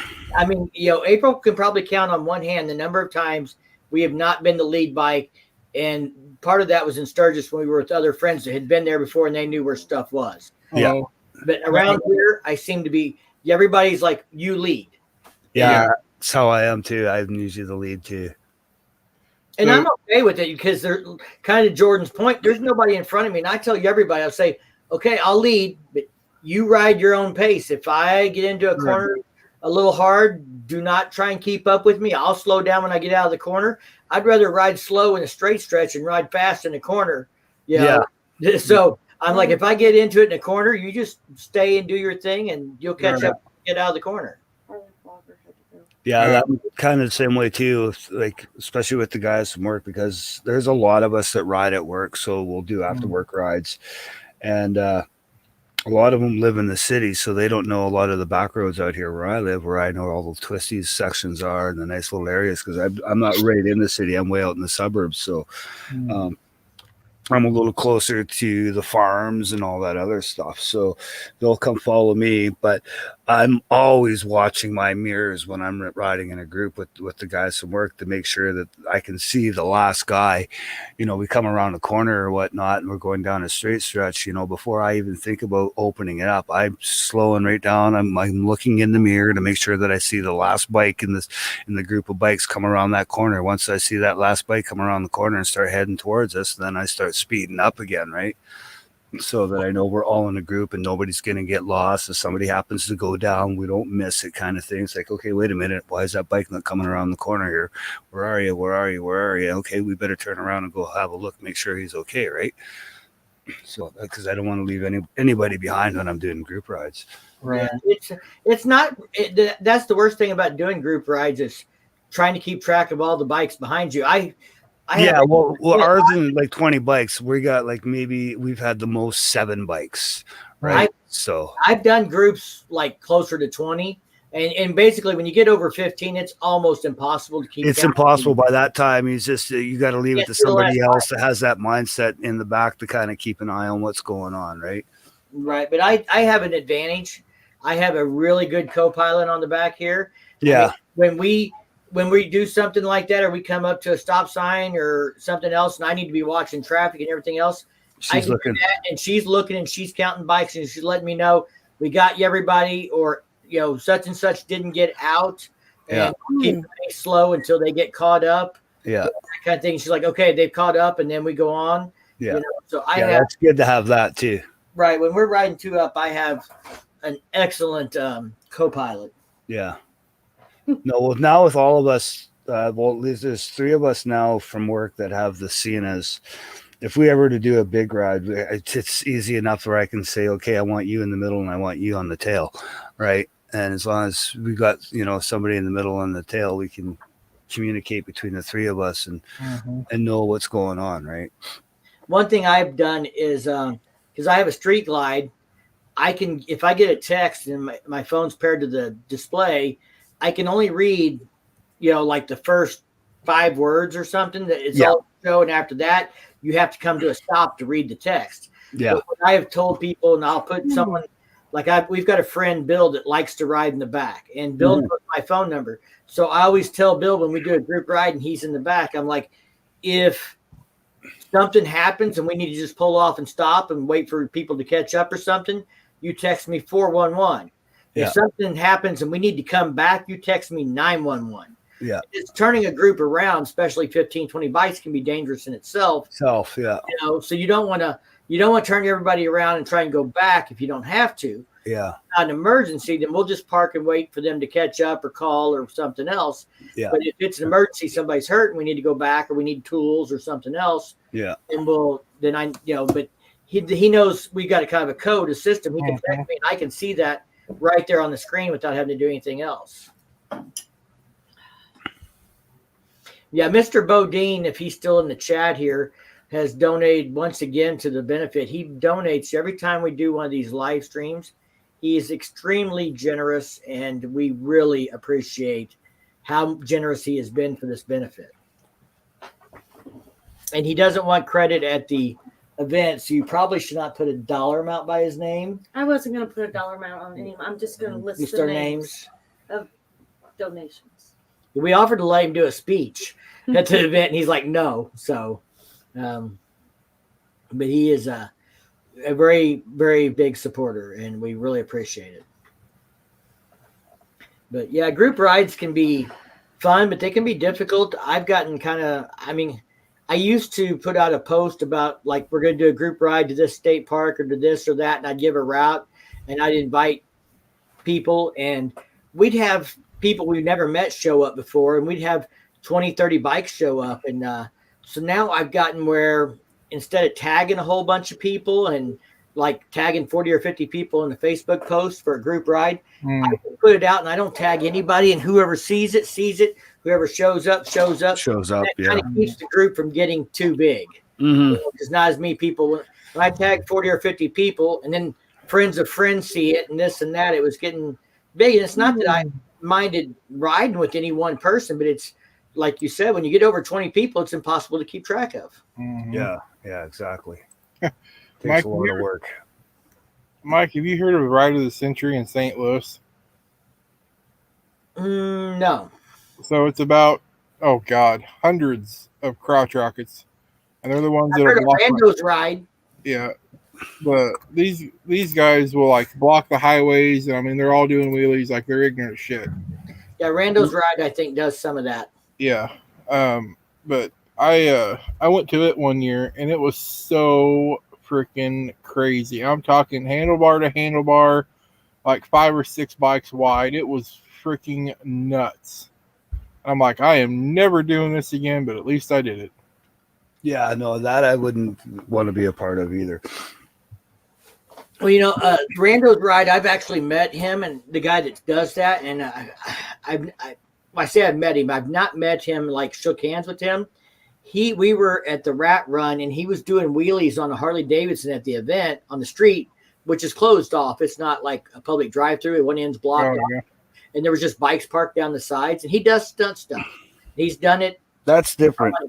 on crotch rockets and Yeah, stuff these like that. guys. He was Yeah, doing but that's in a closed environment. When you're like ripping down the road and you got a whole group of bikes and some guys going by doing wheelies and stuff, all it takes is one guy to fuck up and take out half a pack of bikes, right? right. So, but he was where I met him. He was doing wheelies on a Harley, and I heard him break his tail light. So Yeah. he pretty much got it straight up and down. And Yeah, 12 o'clock. Yeah, he busted the tail light off, and you know I didn't know who he was, but I recorded him and I put it on YouTube and part of a video, and somebody tagged him on Facebook where I had shared the video on Facebook. This was like one of my first videos, like the first month I was on YouTube. Yeah. Then I found out who he was. So then we Facebook friend request, and I've just kind of followed him on there. But he actually ended up wrecking that day and like breaking his arm on that Harley Yeah. and stuff, and or whatever he was doing.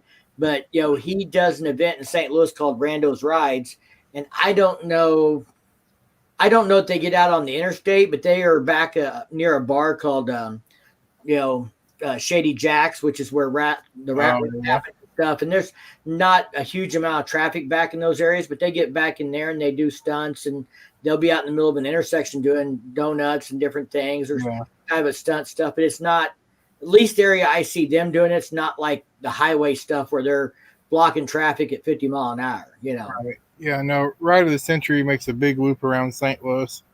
87 asked if that was the one that goes out to Arch. So it's hit and miss. I don't know the route anymore. I did it one time kind of thing, one and done. Well, where I was talking about the bar, Shady Jack's, that's just north of the Arch, couple mile or so.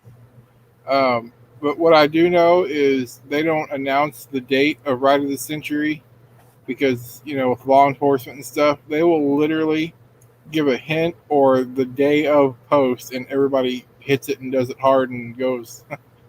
Like it was something crazy to experience. I mean, I used to be one of them guys that bust wheelies down the highway and stuff of my younger days.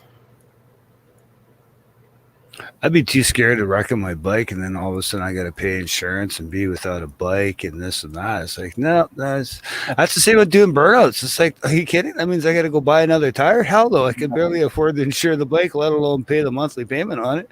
Right? Well, that tire burnout thing gets expensive. I've done it, but I generally wait till the tire is already pretty well Dead. bald. Yeah, that's probably what I'm going to do. My first burnout on my Harley is once I see that, okay, it's you got to buy a new tire, brother. Then I'll probably light it up and do some burnouts with it then. But also I'll wait till I also got some engine guards or something on there, or some highway pegs or something. So if I do top it over, it's not going to fall right over, dent up everything in my tanks and wreck my bars and stuff, right? So. Well, we've done burnouts, and I've seen some stupid ass burnouts on Facebook and on YouTube and things like that. Most of the burnouts that we do are usually a more like in a pit type environment. The front end's blocked up against something. There's concrete on the sides to keep you from getting into the bike next to you, and they do them in, like at the Rat Run, they have burnout pits.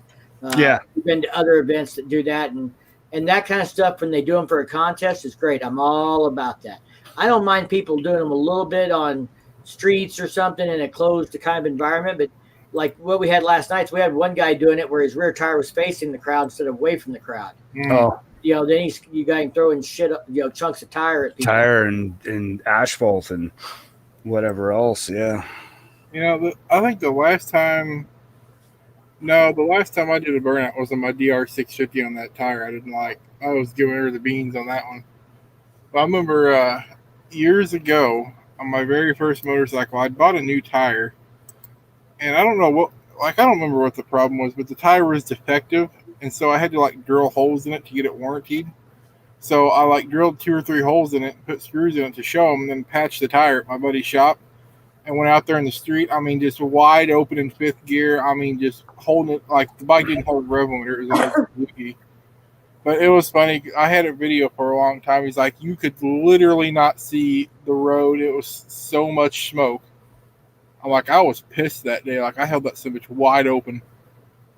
I think that's the gnarliest burnout I've ever done. Other than that, I've done little ones here and there. But the first one I did, I burned enough tire and blew enough smoke that you could see the top of my head above all the smoke and barely tell there was a bike in there. And you're short. yeah. And then all of a sudden, it actually kind of rolls over the top of my head for a minute, and then you can see me again. But yeah, I wasn't the smartest thing I ever did, because I burned the tire until the cords were showing. And then we rode to a bar at 100 mile an hour down the highway, and I rolled with them at 100 mile an hour on cords. Yeah, exactly. And if that blew out, you were going down for sure. And the firecrackers over here shaking her head at me. Yeah. That was before you, honey. Yeah.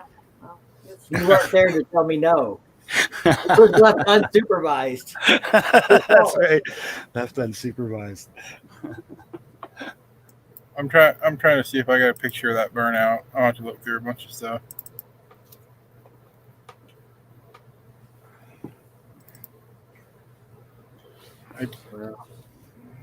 Burnout is fine, but it's kind of like talking about doing the wheelies on the streets and stuff. There's a time and a place for that kind of stuff too. Exactly.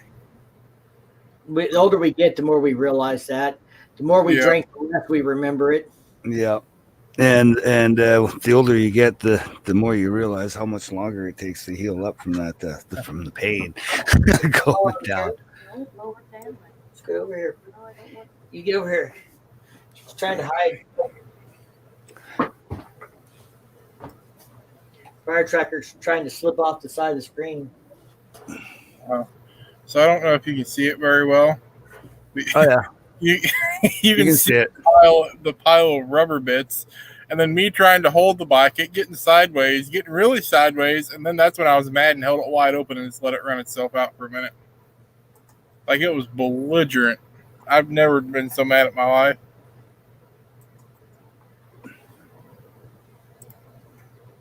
That was a pretty fun bike. Here, we'll show my cringy young days of riding with the mohawk on my helmet. Hold on, I gotta find it.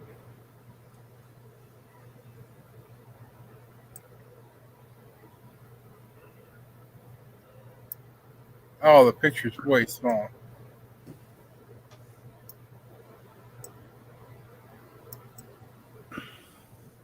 Look how stupid I look. Isn't that, what is that, an SB? No. No, that is a 81 Suzuki GS 850. Oh, it's the old school GS. Okay. Yeah, I did have an SV. It was one of my favorite bikes, actually. Let's see. I need to get rid of this picture. You're using did you figure out how to use OBS? Yep. Oh, gotcha. Yeah, I was playing with it the other night and got it figured out. Oh, nice. You got it figured out. Because it's usually not that easy to get figured out because you got to use virtual camera. Right. Unless they Well, good night. remove that. I don't know.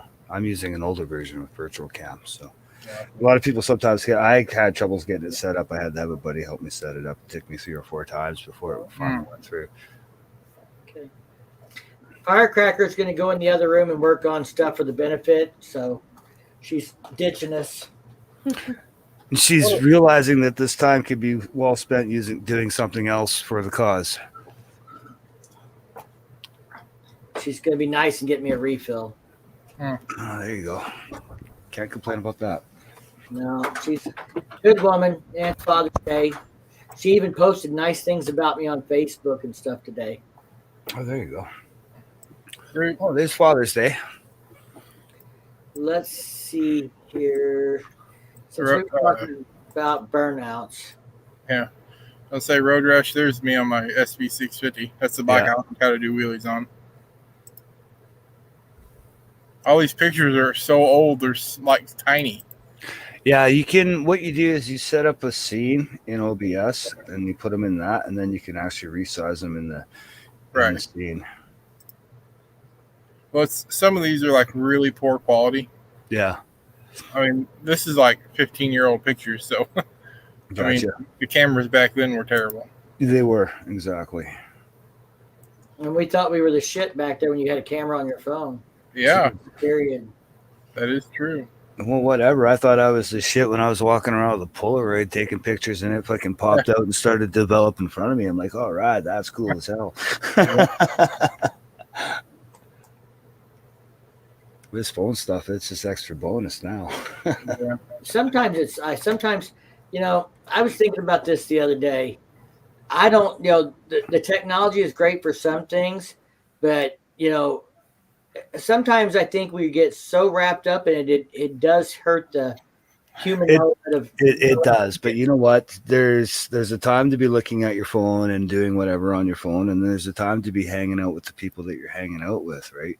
right. And I've always been a proponent of that. Like this weekend, for instance, hanging out with the 2 guys I was riding with, and then when we got to my buddy's place and we're all sitting around the picnic table out on his deck and drinking beer, where was my phone? It was either in my pocket, or that night when I was at my buddy's place, it was in the other room on the charger, right? I didn't touch it or anything like that. That's because to me, that's when the phone is put away, right? Like that's, you spend time with the people that you're with, not on your phone, constantly texting or scrolling through Facebook or whatnot, right? Like, when we were on the road and we stopped and whatnot, and took a break, have a smoke break or whatever it was, just have a little break, and if the view is spectacular, I'd be taking pictures and shit, pull my phone out, grab some pictures, post them on Instagram. But then once that was done, it was back in the pocket. Communications with us would continue on, right, until we got back on the bike. I'd pull the phone out, look at the time. I says, okay, it's just such and such time, let's suit up and go, right? Get the helmets up back on, swing our legs back over and start ripping on the highway, right? So I'm going to share my screen for a second here. And we were talking about burnouts.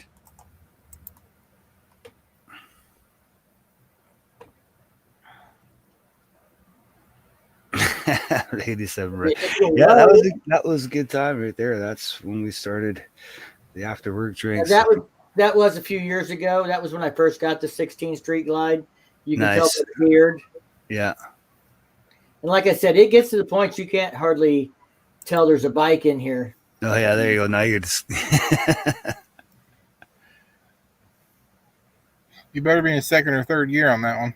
I'm up, I think, around 3rd. And then I was going to quit, and then Tommy came over and said he could do better than that on his Sportster or some shit. So then I'm like, yeah, Coming over talking shit to you. hell yeah, like, come on.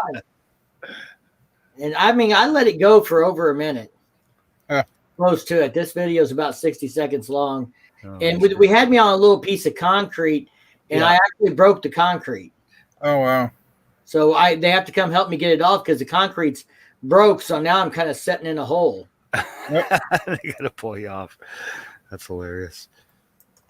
I've seen a lot of street glides over the weekend. My God, I call those the belly button bikes because everybody has one. You know what I'm saying? Like up here, they're we really call it popular. Bike around here. Yeah. No, it's the belly button bike around here. And I find not so much on the island. There was a couple of them, but over here on the mainland, you see somebody riding a street glide. I don't even bother throwing out 2 fingers to say hey because they never ever. They're scared to take their hands off the fucking handlebars and wave at you. we don't have that. I mean, at least in the group I ride with, we throw deuces to anybody. I don't care what kind of bike you're on, as long as it's not a 50cc scooter. But, I mean, no, I've always thrown out 2 fingers. Rockets, adventure bikes. I'll throw the sign. They'll throw the sign. Most people around here are pretty good no matter what. Yeah. No, it seems like over here, every time I see a street glide and I throw 2 fingers up, he's like, you ain't riding a street glide. Why the hell should I wave at you? And then I start to think, what's the matter? Are you too scared to take your hand off the wheel? The wind might blow it and you can't hold on with the other arm. Right. So now I've gotten to the point. I see a street glide, I don't even bother. But on the island, I was actually quite surprised. We were on the side of the road. Actually, I was taking a picture from the Malahat Summit for my Instagram there, and we were having a smoke break and whatnot. A bunch of street glides come ripping by, and they're heading up the hill in the other direction that we were going. And we could see them perfectly. They could see us, and all of a sudden, bam! They're all giving us the 2 fingers, waving at us as we were going by. Right? And so I was like kind of shocked. I was like, "Wow!" 3 street glides went by, and all 3 of them waved at us, and we're not even riding right now. We're taking a break. I think it probably has to do with more the people and the people that ride together.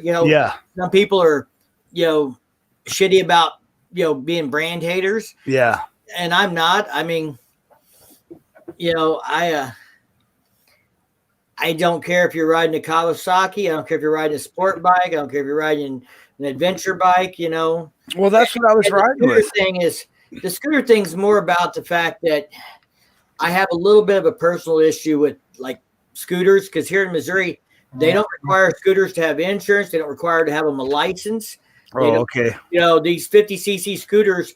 I mean, if you look at the statistics for motorcycle accidents.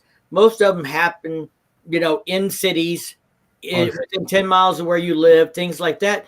And that's where these people buy these scooters to ride around town. Yeah. And they don't have, half of them in Missouri have lost their driver's license because of drugs or alcohol or something else. And they go out and they get a 50cc scooter and they don't have any insurance. They don't have any license. They have no rider education whatsoever. And then they roll around. And if you hit one of them or something else, they got no insurance, and you got to pay for them. You got to pay for it, yeah.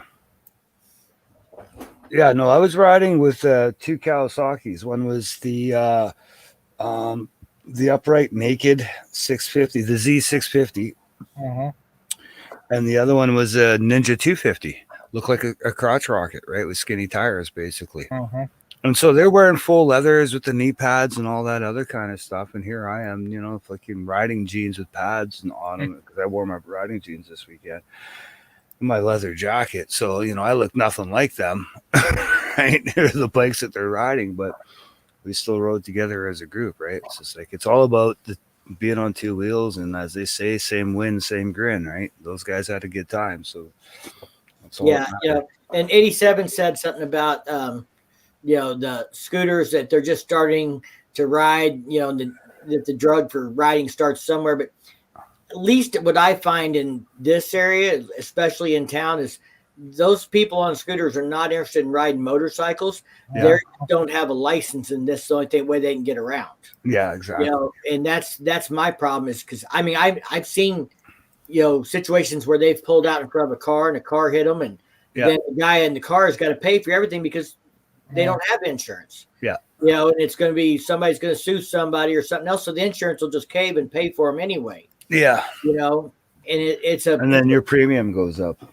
right, and it's a law thing for me because I'm expected to have insurance. I'm expected to have a license and pass a test. And, that scooter can run 35 mile an hour through town and get in an accident the same as I can in town. But they're not required to have any of those things. And like I said, half the ones I see, at least where I live, they're not doing it because they have the bug for getting in the wind. They're doing it because they stole it off somebody's porch to go to the grocery store because they ain't got a license, or they share it, 2 or 3 of them from a drug house. Yeah, exactly. See, here it's kind of like electric bicycles, that do 17 miles an hour that they're regulated at 32 kilometers. And yeah, they don't have to have a license or insurance either, right? So they do all kinds of stupid shit. Did I tell you the time I hit a scooter, Mike? No. So remember when I lived in those shitty apartments? Well, no, I didn't. I don't think I knew you then. I lived in some shitty apartments over on Forum Drive, and a fucking moped come out of nowhere on the sidewalk, and I was on my Black Beastrom, and the dude just shot across, and I was in mid-turn, and I'm like, I got a car behind me, like I can't really stop because they're on my ass. And I go to turn in, and I thought the guy went all the way across the sidewalk, and he got just out of my view, and he had stopped, and I had my big saddlebags on because the curb was like stepped up. There wasn't like an entrance, and I hit the back of that scooter, and I mean just yanked him off that thing. I kept my bike up. I didn't drop it. And I turned around. I got off the bike. I'm like, you motherfucker. I'm like, I'm sick of you. I mean, I cussed him out, and of course it was some crackhead with no license. He's like, well, you could have stopped. I'm like, well, you could fucking not ride on the sidewalk like the law says. Yeah, I mean, technically, the scooter is supposed to be in the street. They're not supposed to be riding down the sidewalks. Just like bicycles are technically not supposed to be riding down on the sidewalks. They're supposed to be out in the street. Mm-hmm. Yeah, I hate scooters, like with a passion. And that doesn't mean I hate everybody that's ever had a scooter or anything else. But and Jordan and I live in the same town, so we see the same shit. We got people here that have, we're not in a real big town. It's 16 to 18,000 population, but it's big enough. We have a drug problem in this town. There are certain neighborhoods where there is low income housing, and over in those areas, you'll find a bunch of people who've lost their license for, DUIs or drug stuff. And they're trying to roll around on scooters because they can get away with it because they don't have to have a license to get one or buy one or ride one. You can be that's a 50cc gas scooter too, right? Right. Yep. Yeah. See, here where I live, a 50cc gas scooter, man, you have to have a license and insurance. Not in Missouri. Yeah, here you have to have anything that's gas powered. Yeah, they'll do 35 mile an hour just like a motorcycle will in town. Oh yeah. So, it's that's the issue I have with them. And like I said, it's not everybody. I know people that have had scooters that were good people. They just were using them for economical reasons and stuff. Yeah. Oh no, I see it all the time too. And to be honest with you, actually, I'd be more scared on one of those things than on my bike because they got no power to get yourself out of a dangerous situation, right? Let alone brakes to stop yourself from being in a dangerous situation. At least with my bike, I can be riding, and if I need to open it up and get out of a dangerous situation, the throttle's there. Where I hear these guys in these scooters and they got that thing pinned and it's just on me, right? And it's just like even a little Honda Ruckus, right? Those guys riding around on those little Ruckuses, like holy shit, even they're so low to the ground, man. Like you just kind of, you got to worry about blind spots as it is. You're just a permanent blind spot on one of those things, right? Right. I mean, the Honda Ruckus is actually, I know a guy that owned one of those and rode it all the time and stuff, but those are a little more expensive and a little different than these 50cc scooters. Yeah, but it's not much. I think they're like 125cc at best, but it's still that rear engine to the rear tire kind of small little engine, not like it's with a centrifugal clutch in it. There's no gear shifting or anything like that, right? So once you pin that thing out, that's all you got. It'd be like them Kent County goons riding lawnmowers and shit around because you fucking got DUIs. Yeah, we've had people ride their riding lawnmower to the liquor store because they ain't got a driver's license. No shit. That just kills me because here, man, yeah, it's good luck. You're gonna get pulled over and get a ticket. And yet you guys can do that in certain states legally. That just kills me. Go to the grocery store, honey. I'll be right back. You need anything? Yeah, get me a 6-pack of Bud Light. All right, baby. Get up and pull start the lawnmower, kick it from choke to rabbit. There you go down the highway. Now they're riding side by sides around. Oh, Jesus. Yeah, up there in Owensville, where we were at last night, they ride side by sides through town, and it's not a big deal. Some counties allow them with a permit on, like where me and Jordan live. It's supposed to be unpaved roads only for side by sides. Yeah, I don't know. I seen one up on 10th Street earlier today. Yeah, but they're legally, unless they've gone out and got a license on it, if without a license, they're supposed to be unpaved roads only. But like up in Owensville and in that county, they don't. There's the biggest towns up there are Herman and Owensville, which are 2, 3, 4, 5,000 people maybe at most. That it's not a big deal for some people to ride a side by side once in a while or whatever. And I don't think they give two shits. The way I see it is, I'm glad that I'm in debt for $18,000 just to buy this side by side to look cool to ride it on the road. Right. I don't know. I'm enjoying my $22,000 in debt just to be on my two wheels. That's nice and loud now every time I hit the throttle. I got about 6 more months unless I decide to pay it off early. I could pay the Street Glide off now, but it's so low on the interest rate, and I'm so close to being paid off, it doesn't make financial sense to pay on it when I could pay on some other debt. Yeah, exactly. Mine will be there soon.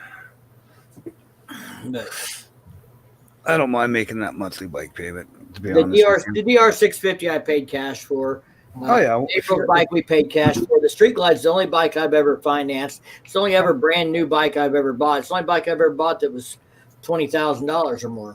Yeah, that's the same with me, right? When I got my Harley, that's a lot of money for a bike. You know what? Yeah, but you know what? That you can add another 10 grand to that price up here in Canada, right? So yeah. So that's like 30 grand up here. So that's like my current situation is, I got my GSA, which I paid $8,000 cash for.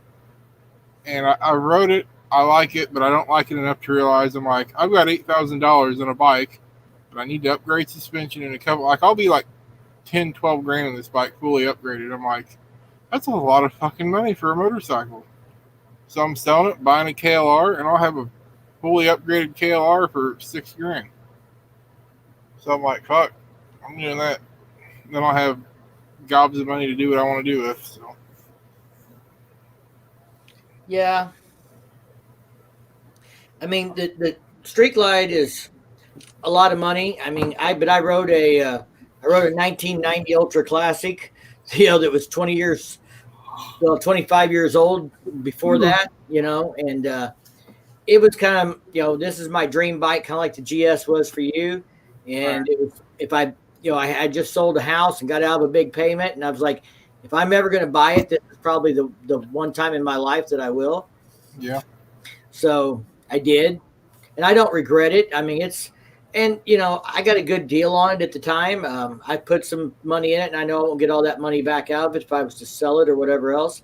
But it's given me 46,000 miles of wonderful memories and adventures. I've been to, Sturgis and Bike Fest and Bikes, Blues, and Barbecue. And, one of the things that's hard to measure, and, some people don't care about this, and that's fine. But like Harley CEO was recently interviewed in an article I read, because I kind of try and keep up on that stuff for the news cycle. And he talked about Harley Davidson being a lifestyle brand. And some people buy into that, some people don't. But I have met and became friends with so many good people because of the Harley Davidson. Not that I wouldn't become friends with them on a Honda or whatever else. It's not that they would not have been my friend if I wasn't riding a Harley, Mhm. but it's just like when we go to these events like that Passport run, it's 90% Harley Davidson. You know, that's just by far in my area where I live, by far the most popular cruise bike. And there are guys out there, I'm sure, riding super sports and dual sports, but we don't see them at those kinds of events. Whether they think they wouldn't be welcome or what, I don't know. But I've the memories I've created and the friends I've made because of that motorcycle makes it worth every penny. I guess is kind of what I'm saying. Yeah, exactly. I love my bike too. It's like, is it my dream bike? Yes. Is it really my dream bike? No. I'd like to have a real nice Road King Special. Can I afford a Road King Special? No, I don't have 30 grand that I can just figure I can just drop on a bike and then hot rod the shit out of it. But with my Sportster, I can still hot rod the shit out of it, and it has me right. It's a fun little bike. Do I want more power? Do I need it? No. Do I want it? Yes. Do I want bags? Yes. Do I need them? No. Can I put a sissy bar on my bike and then strap a sissy bar bag to it? Hell yeah, I can, and that's all I need to do, right? So I need to get a sissy bar really bad for my bike next. I think that's the next thing. That and, of course, a better seat. Mind you, this time my ass didn't get nearly as numb as it has in the past on this ride, thank freaking God. But I definitely would like to have that sissy bar so I don't have to have a backpack on my back for the entire ride. So it saves my back, right? Take the weight off my back, throw it on the sissy bar. I don't know what the situation is there in Canada for like aftermarket parts and stuff like that. But like my sissy bar is a eBay knockoff. It's not. Yeah, well, I can go that route too, but see, the thing is I'm looking at the sissy bars. I want something tall, sturdy, but I don't want it to mount between my rails, my fender rails, and my fender. I want it to mount on the outside of my fender rails, so I'm not rubbing the paint constantly off on my fender because it's in between the fender rails and the fender, right? I want it to have like a quick release kind of mechanism, like the Harley quick release system that sits on the outside of your fender rails. Right. That's what my straight light has. Yeah. So that's kind of, I want to go that route. But a lot of the sissy bars that I've seen that really I like, they want it mounted on the inside between your fender rails and your fender, right? So I don't want, like I said, I don't want to put it on that side because I don't want it, sure, the paint's already getting shit kicked because I'm wearing the backpack on my bags or on my back, and the area from the back of my seat where my backpack would sit, the paint's already all scuffed up and the paint's no longer shiny and new. So I'd like to get a 2-up seat eventually and put a sissy bar on so that when I put a bag on, the bag can be between the sissy bar and my back sitting on the seat. So if I want to lean back, if it's nice and full, I can just lean back against it and just take be comfortable that way too, right? Yeah, a friend of mine actually, he just got married about a week and a half ago in Arkansas. Him and his girlfriend got married. They both ride, and he posted about the luggage system they use. Him and her both use the same one. They ride their own bikes and go do stuff together and stuff. They did like a week honeymoon on motorcycles in Arkansas and stuff. I think it is. I was gonna see if I could find the post on what bag it is, but I think it's a 3,400 like a Saddleman sissy bar bag. Yeah. It mounts to the sissy bar, but sits on the back seat between you and the sissy bar, and it makes a backrest for the rider. Yeah. He really, really likes it. He's used it for a couple of years now, and he just can't, find anything wrong with it even after a couple of years. Yeah, well, that's just it. I kind of like, we stopped at a restaurant called the Fanny Bay Inn, or its acronym is the FBI. And we stopped there, and this is an old building that's been there since 1938, and it's always been a pub. Anyways, we're sitting there, and I could hear 2 bikes coming. I'm like, wow, listen to those things. They sound like they're whining out. And then I realized it's 2 Sportsters are going by, and both the guys had sissy bars with sissy bar bags on there, and they were sitting on the rear seat so they can lean up against them, and they were full. And I could tell those guys are going to have a nice long adventure. They're going to camp and whatnot because they had a lot of gear on the bike with them. And like a big bag like that you're showing here in the picture is what I seen the closest bike had. I couldn't see the other guys so much because they were almost riding side by side as they went by. But that's something I would love to have, something like that. But for the trip that I just did, that's kind of overkill. But if I want to do a nice camping trip, or I want to take my tent and food and water and toilet paper and all the other essentials that you need to go camping for a weekend, that's the perfect bag to have right there. Right? Yeah, this is the BR 3400, and I think it's from Saddleman. And I think he mentioned that they have a smaller version, maybe in the comments, with somebody or something. So if you don't need something quite that big, they have something similar without quite as much capacity. Yeah, I'd like to have something that's got that much capacity and a smaller version of it that doesn't. I don't need that much capacity, right? Right.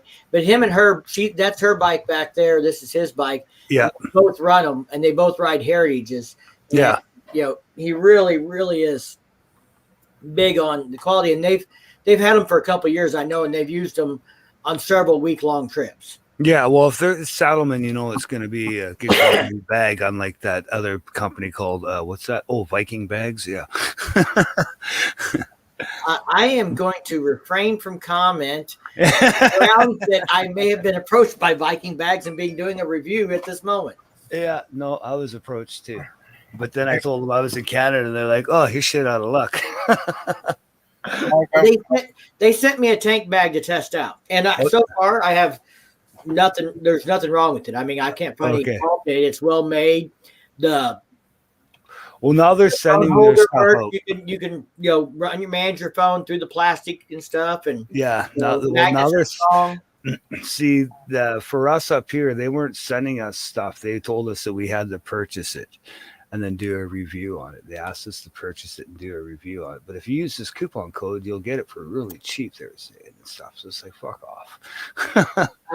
Yeah, they did not take that approach with me. They sent me a tank bag, and they also sent me a pair of gloves. And I told them the gloves are too big. And they said, well, we'll send you another pair, because they didn't ask what size. They just, we'll send you some gloves. I'm like, great. I am not an XL. Yeah. XL will fit anybody. No, I don't want my hands swimming in a glove. It will, but you want me to do a review on them? Yeah, exactly. I like my gloves tight to my hands. I've got one glove that I do swim in, but I'm used to those gloves, and I ride with my Icon gloves, right? So, yeah. Dimsy dropped out on us. He's been for a while. He said in the private chat that he was going to drop out. So I've seen that.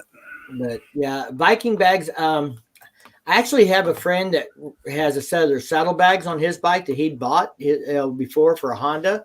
Yeah. And so I knew who they were, and they've been following my channel for a couple months now. They'd actually commented on one of my videos and started following, and then they reached out here a month ago and asked me to do a review and said they would send me.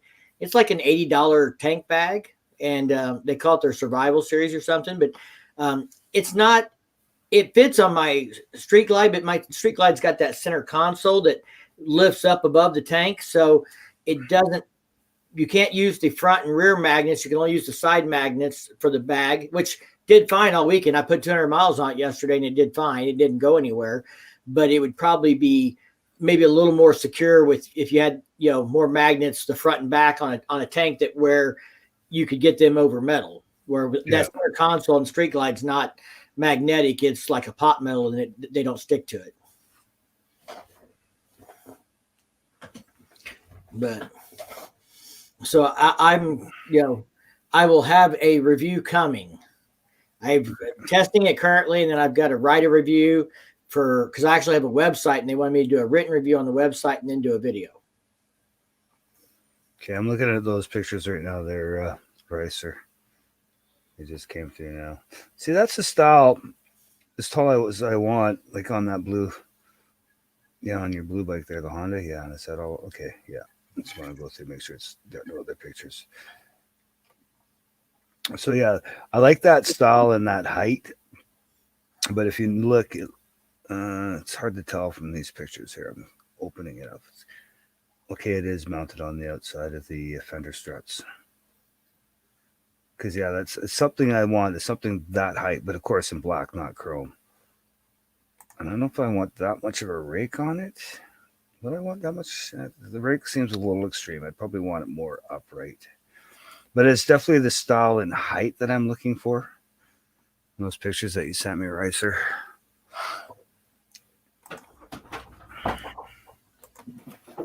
But yeah, that's definitely along the lines of what I'm looking for, and definitely something that tall. I do want a tall sissy bar. You need Sharpies?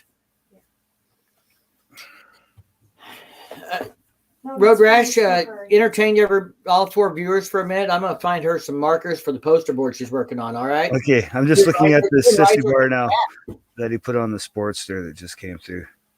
Yeah, and there's something that, like, see, I like that style there. You'll have to send me a link to that one there, buddy. Because, yeah, I do like that style. It does seem to sit a little far back, or is that just me? No.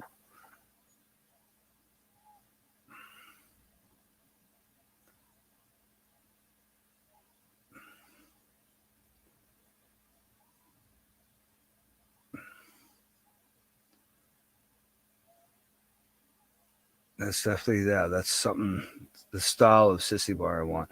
It just seems, I don't know, in that picture it looks a little like it's sitting a little further back than I would want. I would think I'd want it sitting a little more forward, but I don't know, maybe that's just me. Probably look different on my bike, but I know I want to get a sissy bar. I need a sissy bar. I'm back. I found the Sharpies out of my daughter's room. She's got like a bag full of colored Sharpies. So April can make her poster board for the benefit. Yeah, no, I was just looking at the other sissy bar he sent me on his pictures that he sent me on his Sportster, the black one. It's definitely the style I want to get. It might be extremely tall, but I know I don't want to. Yeah, cut something down and have it powder coated or something. If you get something close to the and mounts the way you want, then maybe you can modify it a little. There is a shop not far from here that the guy makes sissy bars and stuff. I should maybe go in there. Let's see what kind of setup I can get.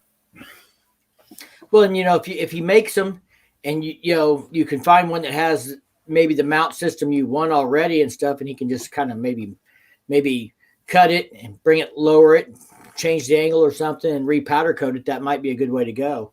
Yeah. Then it's less work for him to modify if the mounts and stuff are already there versus building from scratch. Yeah. Well, I know the last time I went by Gus's shop, I remember because I was walking down to Daytona Motorsports to pick up my Suzuki at the time. This was before I had my Harley. I remember walking by Gus's shop and I could see in the window and I could see a bunch of sissy bars that were all in raw metal just sitting there waiting to be made into a sissy bar for your bike, right?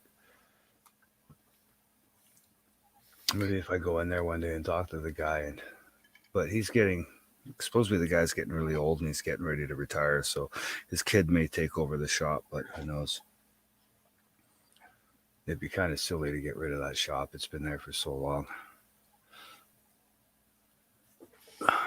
Yeah.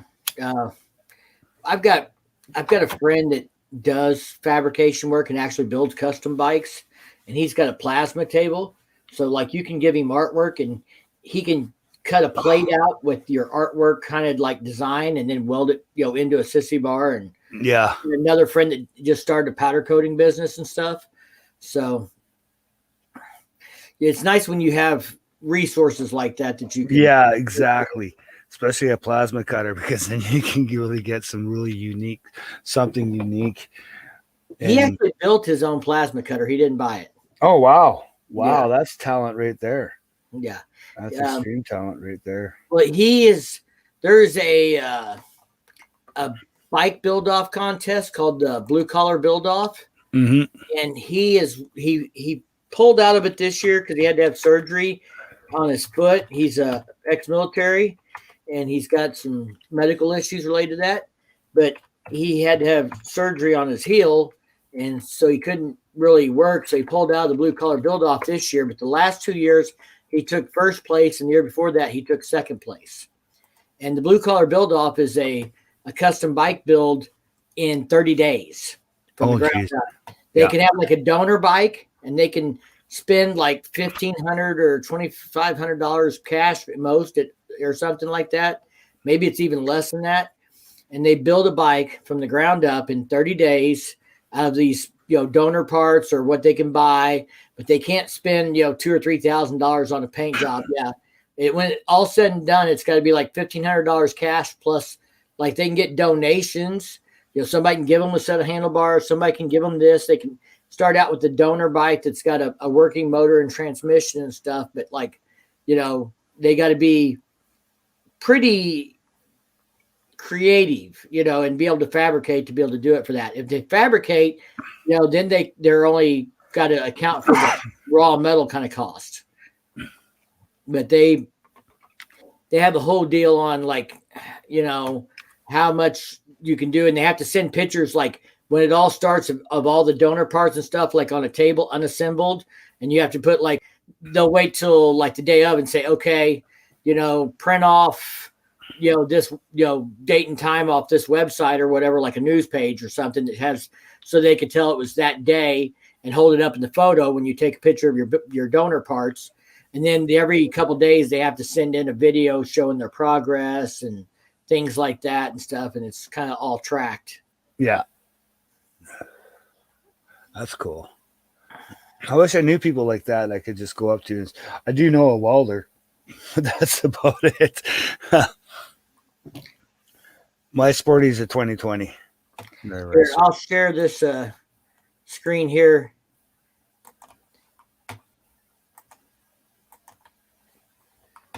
So this top bike is best of show last year in the blue collar build off 2019. And that guy lives about 25 miles from me. I've known him for a few years now and stuff. And this bike here is really Springer front end, but what's kind of unique is this rear swing arm back here. Yeah. It has like a leaf spring underneath it on one side only. Oh, so geez. it's got like an old leaf springs type suspension underneath it. Yeah. Let's see if we can find because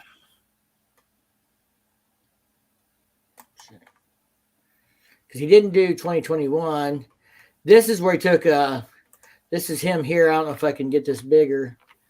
Oh, the picture, everything zooms in, but the picture. The picture. The picture got smaller. That was cool. All right. That's silly pictures. See if I can just get the image. But there you go. Yeah. So this bike, he actually rides, and it's in a video that I've got ready to come out. He was at a bike show that we were at recently. But this is a jockey shift, and I don't know if you can see it right there, but that's a hand grenade.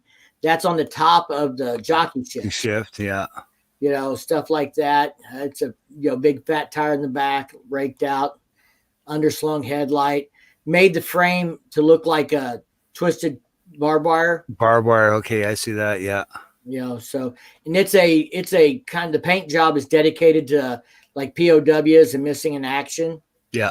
So he took first place, Builder's Choice, and Best of Show last year. So see, those bikes are nice, but they're not good. They're only good for a straight line. Yeah. My buddy's got a bike like that style, and I went riding with him, and it's just like we get it to a corner. I basically got to come to a stop and wait for him to get around the corner before he can join up with me, right? Like once we're on the straight lines, it's fine, but yeah. There's the first year he entered, he took second place with this white bike. And I don't think he sold any of these bikes. I think he has all three of them still. Yeah. And I'm kind of like, you got to quit collecting, bro. It's time to sell something. Yeah. So you can pay for something else. And the problem is people aren't going to pay what he wants for them. Remember, it's a custom bike, right? And if you're building it for yourself, then it's usually what your vision is, not someone else's vision. If somebody wants to buy it, if they offer him the money, I'm sure he'd probably sell it. But he's had a couple people offer him like over 20 grand for one, and if he's truly built it for $1,500, that's a pretty good profit. Yeah, but there's also your time put into it, though, right? Yeah, it's like a 3-man team that builds them. Yeah, okay. Him and 2 other guys get to do it together, and it's a team effort. But I would love to do that. I just don't have the ability. Well, I have the ability, like my skills are there, and I know some people, but I just don't have the ability as having the shop and the tools to do that, right? Yeah. But I would love to, like, I I've always wanted to take an older school Sportster before they rubber mounted the engines and cut the tail off and make a hardtail out of it, right? Make it an old school hardtail with a Springer front end and stuff like that. But it would just be a cruise around town bike because something like that would just beat you up so hard on a long ride. Yeah, most of his that one I showed you that had the leaf spring in the back, but the rest of them I think are all hardtails. Yeah. Maybe like the one's got a seat with the spring in it, like a tractor seat. Yeah. But, yeah, they're not ride all day bikes. Yeah. Yeah. It's just a little rip around town, take it here, take it there, show it off kind of bike, but not something you want to be riding all day on. That's for sure. Like even riding my Sporty all day, it beats you up after a while. I've seen him ride that last one that he with the grenade jockey shift. Yeah. I've seen him ride it probably 100 miles to a bike show. Yeah. Back, but I'm sure with the big fat tire that does help a little bit with some. A little bit, but I'm sure he was pretty sore by the time he got home, and it was like the last 10 miles of getting home. He was probably the thought in his mind, "Can't wait to get home and get off this goddamn thing." That bike has actually got a shovel head engine in it, and so he took it to a shovel head bike show that we go to last year, and he took first place in it. And they have kind of a cool first place prize thing that he had not collected yet, but Anheuser-Busch donated a 6-pack of beer that has his name on it. Oh, nice. And but of course they make it after he wins, and he hasn't been back up there to collect it. But I know the bar owner, and he's like, "Yeah, I got his 6-pack whenever he comes up." But the deal was he had to promise to give the bar owner like one out of the 6-pack because he wanted to keep it for his collection. Because I think it has the name of the show and stuff on it too. Oh, that's cool. That's cool. I'd love to have an old school knucklehead myself. Right, the last engine that Bill Harley actually engineered, I would love to have a bike with a knucklehead engine in it. That would be, to me, would be a dream bike to have, something that's got a knucklehead in it. Yeah, I'm kind of partial to panheads. My dad's first Harley was a panhead. Yeah. I don't know. I just kind of like the knucklehead. I was always kind of the fan of that thing. I know it's not the fastest thing, but still be cool as hell to have one. Even a panhead would be cool as hell, but I would still like to have a knuckle for sure. Oh yeah, I just like the look of the knuckle, the old school knuckles, right? Yeah, I did it. Did you see the video I did on the old knuckle? No. A friend of mine worked on, like, I think it's a 47 knuckle. 87 Reister might know who J&R Max Power Tuning is. They're between his shop is at Rosebud. It's up in 87's neighborhood. And it's a buddy of mine that he's a old school, biker kind of guy. He's been a Harley mechanic for years. He's worked for dealerships and everything else. And somebody local's got a 47 knuckle that their dad bought originally. And then they wanted him to do a little bit to it to make it easier to start. And I've got a video, and he kick starts it, and it starts on the very first kick. Nice. After my buddy, worked on it just a little bit. But put some tender love and care into it and made that. Yeah, I did a little bit with the timing. I think worked on the points a little bit and got it set just where it's easy to go. Yeah. That's the thing. My buddy, his bike, his stretched out chopper, it's a kickstart too. And he stalled it on the hill when we were riding there, and he had to push it up around the hill because that thing was not going to start on the hill. And I was like, I said to him, man, if you're going to be riding that thing, you're definitely going to want to be swapping that transmission out for something that has an electric start. He goes, well, I want one that's got a kickstart. It's got the conversion kickstart and an electric start on. I said to him, okay, that's cool. But I also told him later on, I was like, honestly, dude, that bike you got, it's a nice bike, but I would just make it your show bike. Make it the bike that you put time and money into, and make it look really nice and everything. And then buy yourself a little Sporty to go rip around on in the meantime for riding, so that you can go on the long rides and go through the twisties and shit like that. And then just put your effort into that other bike as a show bike and take it to shows and stuff like that, you know, bike shows and shit. Yeah, here, I'm going to share my screen again. I've got it muted, but there's that bike. Oh, look at that. Oh, I'd love to have one of those. Sorry, it was a 1940 Yeah. knucklehead. And he's like the saddlebags were redone by somebody to be like authentic. Yeah. The paint was sent, all the tins were sent off to somewhere out of state that did like authentic paint. It's got 6,500 original miles on it. Wow. Look at that. I would love to have one of those. Little Springer front end, hardtail, just, yeah. The old shift. Yep, jockey shift. You retard the, I think the advance on the timing with the left hand grip. Yeah. See how the grip steps out from the brake lever a little bit there? Yeah, yeah. No, I'd love to have something like that.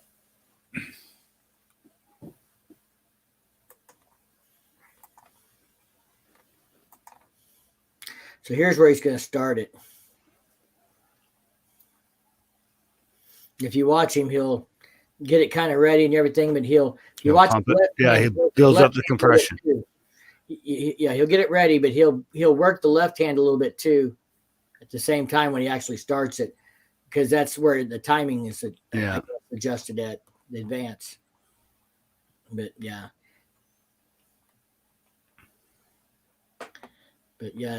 It's can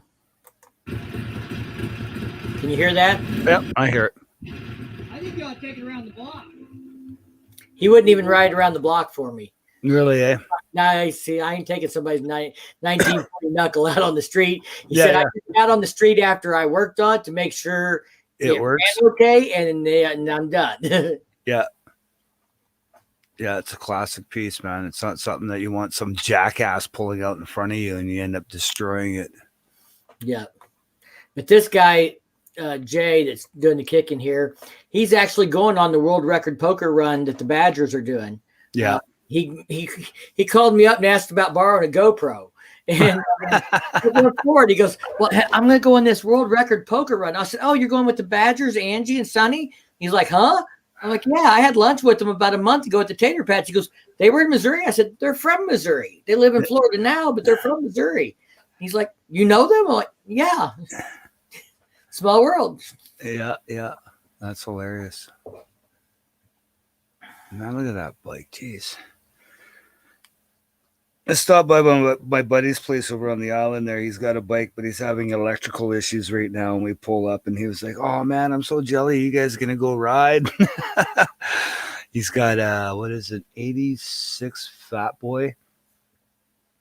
And he doesn't know if it's the switch or the little module that controls all the electrical on those older school bikes. But he said he was messing around with his tail light and he had a hot ground touching his primary, and he didn't realize it while he was messing with his tail light to get the tail light to work. While the power was on, that this hot ground was touching his primary, and it fried something in his system, and he's gone through the whole system. He's replaced the relays and what little fuses there are and everything else, but there's this little module thing that controls everything, and he figures that that's the piece that's fried, and he has to try and find another one. So I told him just to go out and buy it, and he was like, oh, I'm just going to take it. I got to find somebody to work on it. I was like, dude, just go out and buy another one. I said, how much are they on eBay or whatever? He's like, oh, they're like about $10. And I was like, just buy another one, man. Wire it in and see if that's the case. If that's not the case, then the next thing is your switch. Your switch. If everything else has been replaced, then the only other problem would be your switch is fried, and you just get a new switch, right? Yeah. And then this way, you know, everything's all good. You got a new module. You've already replaced the relays and stuff like that. Just, you know, process of elimination, you know. That guy, Jay, is a hell of a mechanic that won that video. He's the one that tuned my bike and did my stage 1 kit. And he's the only guy that I let like do any kind of engine or performance type work on it. Yeah. But he used to work at rallies doing dyno tunes, and he owns his own dyno. He owned it when he went to work for a Harley shop. He took it with him when he went to work there. When he got mad and quit, he took it with him. Mhm. You know, there are Harley dealers in the state of Missouri that send new employees to him to be trained on how to run a dyno. Yeah. And he says, I teach them about 90% of what I know. Oh yeah, of course. You don't. The other 10% is why people come to me still. Exactly. He said, when I retire, then that might be a different story. But until then, there's always going to be just a little bit of a difference. Yeah. No, exactly. That guy's also, I've got a video. He did a street glide build. Do you remember the 120R engines that Harley used to offer? No. So before like the 131s and all that, back in like 14, the hottest engine you could get, crate engine you could get, was a 120R, and the R was for racing. Yeah. And he did a street glide, a 2014 street glide with the 120R. Some guy brought him, and he wanted him to make it even faster. So, so Jay worked on it, and I don't know exactly what all he did to the inside of it, but he bumped up, internal components on the 120R, whether it was just cams or whatever else, and then he tuned it. And when he was done, it was 140 horsepower and 140 foot-pounds of torque. And the guy he did it for lived out of St. Louis, which is like 30, 40 miles away from him. And he paid Jay to ride it home because he was scared to ride it home. And after a week, he called Jay and he said, do you want to buy that bike? He said, I'm not going to ride it. So Jay ended up building it and then buying it. He's got a street glide with 140 horse and 140 foot-pounds of torque, and he's had to convert it to chain drive because he keeps tearing up belts. Breaking the belts, yeah, that I could see. I could totally see that. But it's a beast. It'd be nice to have a beast like that. It was funny. We were leaving when we're coming home. We have to take 3 different ferries to come home, and I'm on the last boat home. And a bunch of support 81 guys were on there. And I honestly think a few of them were HAs, Hell's Angels, and stuff, but they all had real nice bikes and real fancy $30,000, $40,000 bikes that they spent a lot of money on and whatnot. So we're leaving the ferry. There's myself and shit. There must have been about 12 of these bikes, maybe even more of that. And it was mostly street guys. The one guy was on a breakout, and I think there was another guy on a street bob or whatnot. But then most of them are all road glides and street glides. And a couple of the guys, they put a lot of money into those bikes because they're firing up the bikes and they're waiting to get off the boat, and they're just revving the shit out of their engines, right? And you can just hear, blah, blah, blah, right? It's just lots of noise coming from the back of the boat. I was at the front. We get off the boat, and my buddy on the Kawasaki goes first, and then I'm second, and then my other buddy on the little 250 follows me, and we hit a red light, and I can see all the bikes coming in my mirror, and the light goes green, so I just open it up and take off, right? I'm like, okay, I'm taking off, getting away from all these bikes. And sure enough, a couple of them, they come racing up the hill, and they go ripping by me, but you could tell that they did not know how to ride because there was a corner up there, and I braked for the corner and got into the corner and held my lane, and they went ripping by me. And it's a good thing there was no car beside them because they just going way too fast for that corner going in, because luckily it was 2 lanes, and they were just like way out into the other lane, almost freaking off into the shoulder there. And but sure enough, all the fast bikes, once they got to the top of the hill, they all had to pull over and stop and wait for their slow buddies to catch up to them. I just took off. See you later. And didn't see them ever again after that. It was pretty funny. So, yeah, Missouri's there's a lot going on here when it comes to the club scene right now. Mm-hmm. We have, I have friends that are in an MC. I have friends that are in the 1% MC. Yeah. And Missouri's got some other rival clubs trying to move in this now in the last 18 months, and there's getting to be kind of some heat over it, and we'll see how things shake out. I hope everything gets resolved without a lot of civilians being involved. Yeah, but yeah, it's we've got Missouri's always been galloping goose territory primarily, and nobody else moved in too much. And they were friendly with HA, and they were friendly with El Fostero, and now we've got Mongols and Bogos moving in, and I'm afraid things are going to heat up, and that's not good for anybody. No, around here it's all HA country, And if another motorcycle club is allowed to start up, we got another one called the Jesters. They're just an affiliate. That's all they are. Ricer, it's today got up to 81 degrees. It's currently 79 right now. We've been riding in 95-degree temperature all weekend. Mm-hmm. No, we won't see those kind of temperatures until the end of July, beginning of August. Firecracker came in the room and the camera automatically stopped focusing on me again. It's trying to find her. Even though she's hiding over here. Looking at me. She won't slide over here. Would you quit worrying about me? Well, I quit worrying about you now. That's fine. You can hide. She's busy. Oh, is she all done now? I can just turn the camera. You done with your poster board? No. No? I gotta have those listed names. Okay. But I don't. It's no hurry. I can work on it. Well, I can tomorrow. print off what I got. She's working on the donations. I can print off what I got and then we can add to it. But I'll get you started. I've been keeping a spreadsheet with the people that have donated to the benefit and stuff like that. Yeah. Look good there, huh? Yeah. I just need names. Okay. I'm not putting amounts on there. And then I've got my list back here with cash. We've gotten cash donations. We've gotten money orders made out to the family. We've gotten donations through PayPal. I was talking about Mr. Bodine earlier.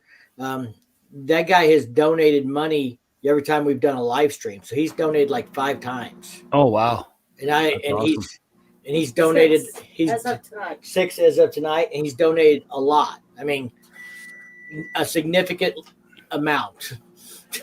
So That's pretty cool. he's I don't know if you ever seen him on your channel. Is that Mike Bodine or is that okay? Yeah, Mike Bodine.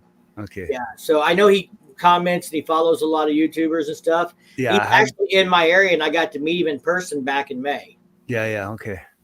I think I was I met him thinking at Mike last year. Yeah, he spells his last name different than Bodine 52, if I remember correctly. Yeah, it's Mike Bodine. Yeah, instead of DEN. Yeah. Yeah. Yeah. Yeah. Did you see the comment earlier were you in here earlier?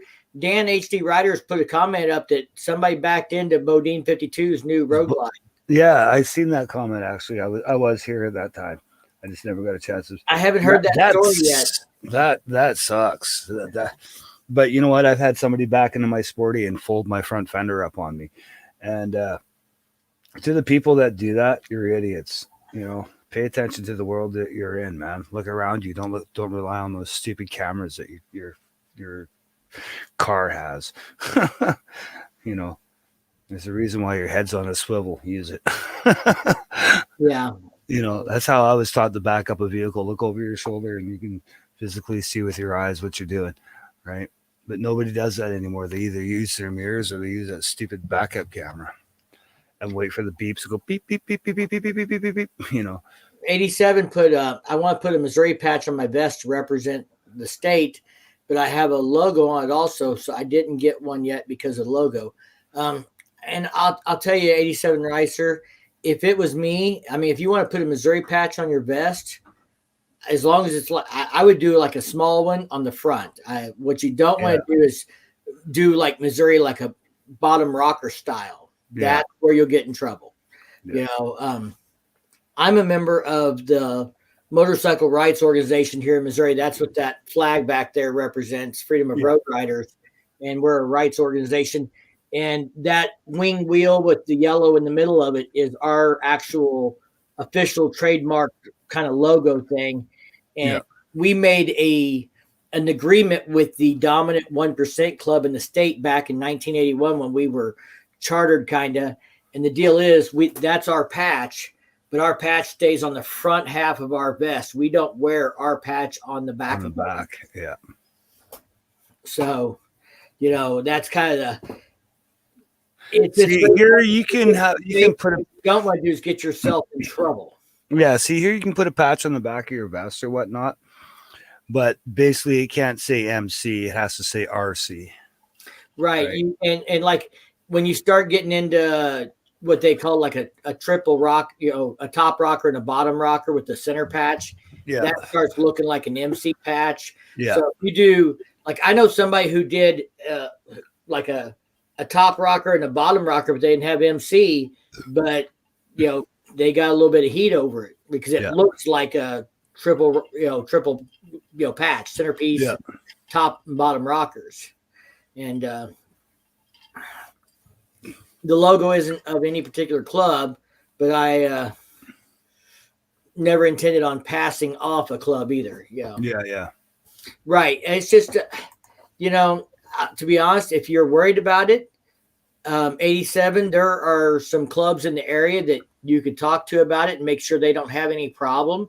And then if you put it on and somebody ever gave you any crap about it, you can say, look, I talked to, this club and this club, and they said it was fine. I meant no disrespect. And you'll probably get a pass right then and there. If you said, look, I talked to somebody, I made sure they were okay with it. But the biggest thing is you don't want to look like you're representing an MC or pretending to be a part of an MC.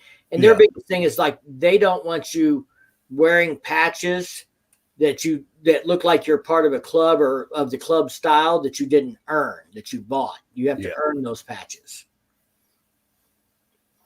And whether I agree or don't agree, it doesn't really matter. It doesn't change how they're going to react. So, right or wrong, it's still the situation that you will have to face if you do something like that. Yeah, exactly. Now, like I said, I've got friends that are in clubs, and I'm the president of my local, but I don't wear a president patch. Yeah, it's I had somebody one time who was at an event. There was a bunch of clubs around, and somebody was like, who are you affiliated with? Because I had the patch on the front for 4 and this and that. And they were kind of, somebody's old lady, and she was kind of being attitudey about it. And somebody said, he's the president of their local. And she immediately got a different attitude. Yeah. But I don't wear a president patch because I don't want to be treated different than anybody else. I don't, I'm not in the club scene. I don't want to be treated like I'm a president of a club because that's not what I am. I'm a president of a local for a motorcycle rights organization, and it's not the same thing. Which is different. It's not a motorcycle club; it's a riding club. That's right. In our case, we don't even call ourselves clubs. We're not allowed to use the word club. We're an organization. And we are actually considered legally by the government. We're a PAC. So, like when we do flyers, our flyers have to say this could fund a political action committee. So our stuff is all about legislation and motorcycle rights and education and brotherhood. I mean, there are part of what the things we do, but the principal purpose of our organization is to protect the rights of all motorcyclists. Yeah. See, the only thing that you'll see outside of a motorcycle club up here that you'll have those top and bottom rockers in a patch will be the hog owners group, right? And that's about it. Yeah. And, like I said, the friends I've got that are in the club, most of the ones I'm really good friends with are in support clubs. And I know a couple of guys that are in 1% clubs that I'm pretty friendly with. I mean, we always shake hands and then say hi whenever we see each other and stuff. But, we don't invite each other to the kids' birthday parties. Yeah. I've got friends in support clubs that, I'm much closer to, and, we would go to their kid's birthday event or things like that. So I don't claim to know all the rules because I'm not on the inside, but I know enough to know how to keep myself out of trouble. Yeah, exactly. I got to grab a beer. Be right back. Will you just pull up that page? Yes, ma'am. And just 5 more. Okay, let me go back to the previous month and we'll do them in order. That's Jen. She needs maize.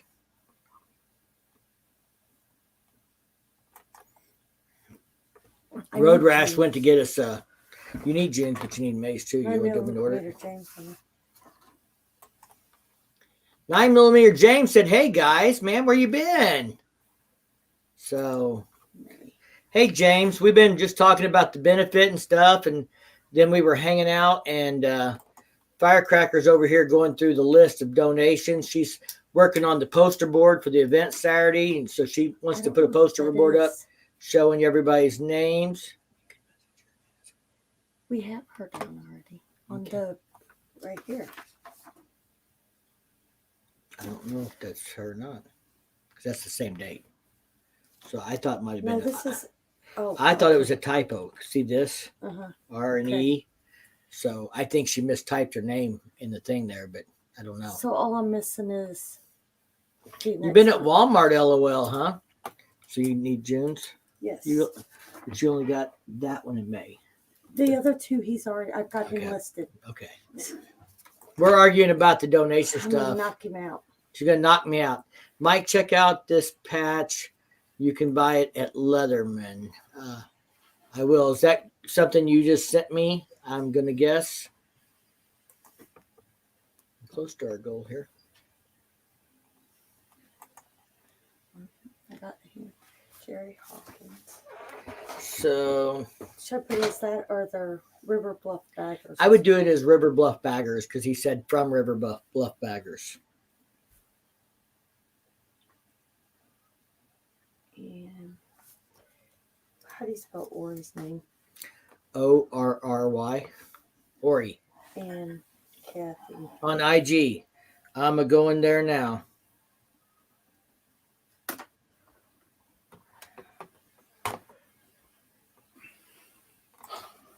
Well, I think it's time to break out the old Satan beer. Satan beer. Satan beer. 9mm James is in the chat now, finally. Sweet. He's been at Walmart, he said. That's Oh. where he's been at. Sorry to hear that. Road Rash, you've seen the front of my bike in the videos, haven't you, with the custom? It's been a while since I have seen the front of your bike, I think. Well, I have a mural that's airbrushed on there. Okay. There's 3 tombstones, and 2 of them have names on them. Yeah. They're friends that I've rode with, and one of them actually died of a heart attack at Walmart. That's how bad he hated that place. Oh, It jeez. finally gave him a heart attack. Poor soul. Yeah. I had a friend actually contact me today. This was it kind of blew me away actually, and it kind of really made me appreciate my friends, that's for sure. But I had somebody today contact me. He says, "Are you okay?" And I was just like, and then I heard there was a motorcyclist that was in a hit and run, and he was on a black Harley. So he was wondering if it was me. But then I seen it on the news, and unfortunately, this guy on a 48 Sportster, somebody hit and run him and didn't kill him instantly, but they rear-ended him, and then they took off. And by the time paramedics and that grabbed him and took him to the hospital, the poor guy ended up passing away. But he was in his 50s. He's like same age as me and stuff like that. But I actually had one of my friends from the small town that I grew up with contact me to make sure that I was okay, and that it wasn't me that was in that accident. And I was like, no, unfortunately, I'm at home, but it's really sad to see that people are still out there drinking and driving, because that's the only reason somebody would hit and run somebody, because they're under the influence. Or if they're driving without a license, unfortunately. That too, but it's sad. It kind of either way, pisses me it's a off. bad deal. That's our biggest. We have a lot of problem with people here in Missouri who have had their license revoked and they drive anyway. They drive anyways, exactly. Yeah. So I went over to Instagram to look at 87 Ricer's patch that he sent me, and look, the first thing that popped up on my Instagram is Mr. 9mm James, who's been out riding today at Lake Wapello. So anyway, so I thought that was interesting since he just got in the chat. But so I think, is this the right patch there, 87 Ricer? You're talking about they sell at Leatherman.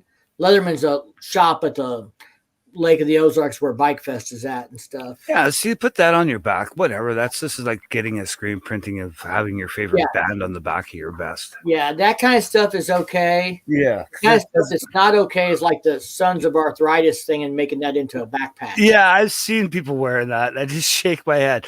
Wearing that with shorts and flip-flops. I'm like, really? Really? Go get on your little Honda 50 scooter and go home. I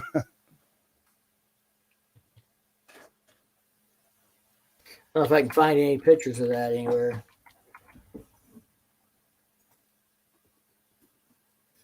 But yeah, like this kind of thing, that's the kind of thing that'll get you in trouble, because they try and make it look like a top and bottom rocker with the center. Yeah. And I'm sure this stuff sells, but it's But you know, that's if a bike fucking gang motorcycle club sees that and fucking reads that, they're gonna just giggle and laugh. If they've got a sense of humor, then if they pull you over, rah rah rah, then it's like fucking lighten up, snowflake. Like fuck. It's yeah, just a the shirt ones that the says, ones that give you a hard time about it are the ones who've got something to prove. yeah, You know, they think they have to do something about it for some reason or another. Somebody's yeah, told them or put a bug up their ass, that kind of thing. yeah. But It doesn't look like a motorcycle club. If you read it, you know, unless you're fucking what's people who can't read. dyslexic. That's the word. Dyslexic or you can't read. It's just like, okay, well, you're an idiot. Go back to school. And wearing a t-shirt's one thing versus wearing an actual patch too. Patch, yeah. You know, patches are where you really get into trouble. T-shirts, not so much. Yeah, see, I don't even wear a leather vest. I wear a leather jacket, but I don't wear a leather vest. I'm not your typical Harley rider per se. Up here, there's that typical Harley rider look where you got to have blue jeans with leather chaps, with cowboy boots, and a half helmet and a leather jacket kind of thing, or a hoodie with a leather vest kind of thing, right? That's the look up here. And it's like I wear motorcycle boots that you can wear either on whatever bike you want to wear. Like they're more style of a sport bike, but I wear those. And I wear padded black jeans that got the D30 armor in the knees and the D30 armor in the hips and the slide resistance and all that other crap with just a normal dressy leather jacket. It's not even a motorcycle leather jacket with the big zipper and shit like that. It's just kind of something you would wear to a restaurant kind of thing, leather jacket. The pockets don't even zip up. I wear a vest some, but you know, I have a 4 vest that has my 4 patch on it for 4 events. And then I have another vest that doesn't have any kind of club stuff. It may have patches from Sturgis or places like that for events we go and stuff. And both my vests have a big reflective Harley Davidson emblem patch, bar and shield kind of patch in the middle on of the back, yeah, for that purpose. But you know, vest here, and part of it's the weather. Like yesterday when it was 95 degrees, I didn't wear a vest. Yeah, no. Wearing vest, but if it would have been 80, I'd probably wear a vest because it's a nice place to conceal certain items. Yeah. But you know, that's it. I mean, I wear a leather coat when it cools off enough. Yeah. Leather jacket, but it's so hot here at 95 degrees, I don't even want a leather vest on. Yeah, today was 81 degrees, right? And I stepped outside to go look at the bike and double check on my bracket that my mufflers are mounted to make sure that the bolts are still tight there. And they're so tight anyways. And I was like, damn, it's warm out here, man. I don't even need to wear my leather jacket. So I actually just wore a t-shirt, right? With my backpack on it just to rip down to the grocery store to grab some groceries and come home, right? But usually I don't do that. You know, I'm kind of a proponent for all the gear all the time because I was wearing my riding jeans and I was wearing gloves, but I was in a t-shirt today because I just didn't feel like I wanted to power sweat. Well, 87 Ricer said that patch, but he wanted to get Missouri on the vest above it. I will say putting Missouri above it is probably going to get you less heat than putting Missouri below it. Below it, yeah. Because the triple rocker kind of thing usually has the club name at the top and then the state or city or whatever chapter on the bottom. So, you know, and definitely make sure you stay away from anything that says MC on it. Yeah. And you'll probably be fine with that patch if you put Missouri above it, as long as you don't put anything else on it that looks like a name, whether it's a club name or city or anything else. I don't think you'd get any heat from that, but you know, I don't know. I don't have any experience with Mongols, but that's one of the clubs that's supposed to be moving into Missouri. And we've heard a lot of things about they're looking for reasons to give people shit. And, you know, so who knows how they would react if they could find an excuse. Yeah, see, we don't have Mongols in Canada. But we've been primarily like I said, galloping goose been the dominant club here for years, and they were allies per se with El Fistero and HA. So we really didn't have any other big clubs try and move in until the last few years, and now we've got Bogos and Mongols. There's a video out on YouTube of like 150 Mongols rolling into the Bike Fest rally last year. Oh, And wow. they pulled in and they parked across the street from the other dominant MC in the state, and so there was some concern. We'll put it that way. Law enforcement was concerned. Civilians were concerned. You got one on one side of the street and one on the other. Yeah. And nothing happened. Everybody behaved. There was no, what I would say, I refer to it as like being a civilian thing. Yeah. I'm not in a club, so I'm a civilian, and leave me out of it, Yeah. Pete just says we have them here in Arizona. As long as you leave them alone, they leave you alone. Yeah, that's the same with the HAs here. Well, and that's the thing that we've generally had here in the past, but I've heard that, and that could be just rumor mill, and it could be one club starting the rumor on another because they don't want people, being interested in being recruited by them or whatever else. But we've heard they were a little less, I guess, nice, or to be like they're more likely to give somebody else crap over a patch or a cut or something else than the clubs that have been dominant here. Yeah. And that's all rumor. I have no experience with them. That could all be bullshit that one club's just saying to keep people from being interested in another club. I'm not taking any sides, but as someone here that has to go to events and deal with clubs being around, I'm keeping a close eye on what's going on.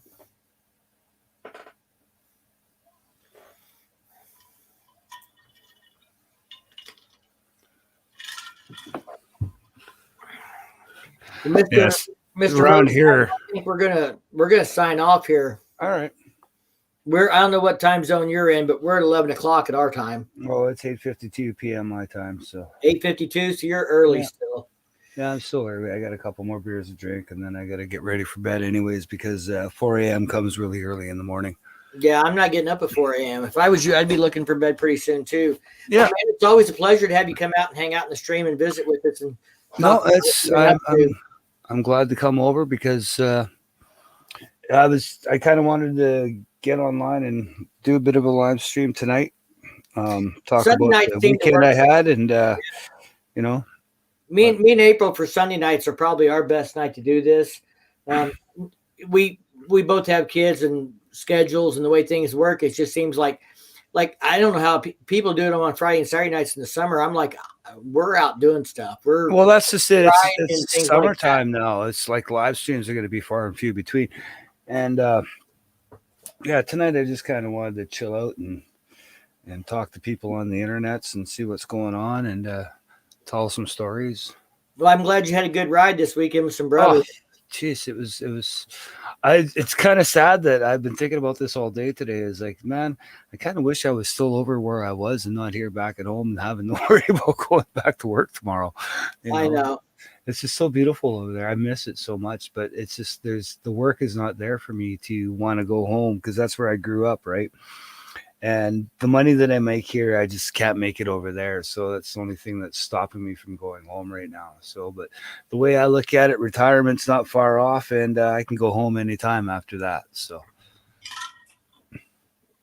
That's a good way to look at it. I worked in the city, St. Louis City, for 9 years, yeah, and I made twice as much money up there as I made here. But yeah, I had a situation that required me to change lifestyle, and I gave up some income, and that's okay. yeah. Well, if something comes along that's close to what I make, and I don't have to work as that hard, I'll probably go for it too. But in the meantime, I'm still here and I'm making my money. I got to, I think once the bike is paid off, then I might start thinking about it a little more, going home. Yeah, I was on the road 3 hours a day, and by the time you get up, get ready, everything else, I was gone 12 hours a day. And then I ended up with full custody and, becoming a full-time parent instead of a part-time parent was a Yeah. big deal with that kind of time away. So I made a choice and I don't regret it. I actually,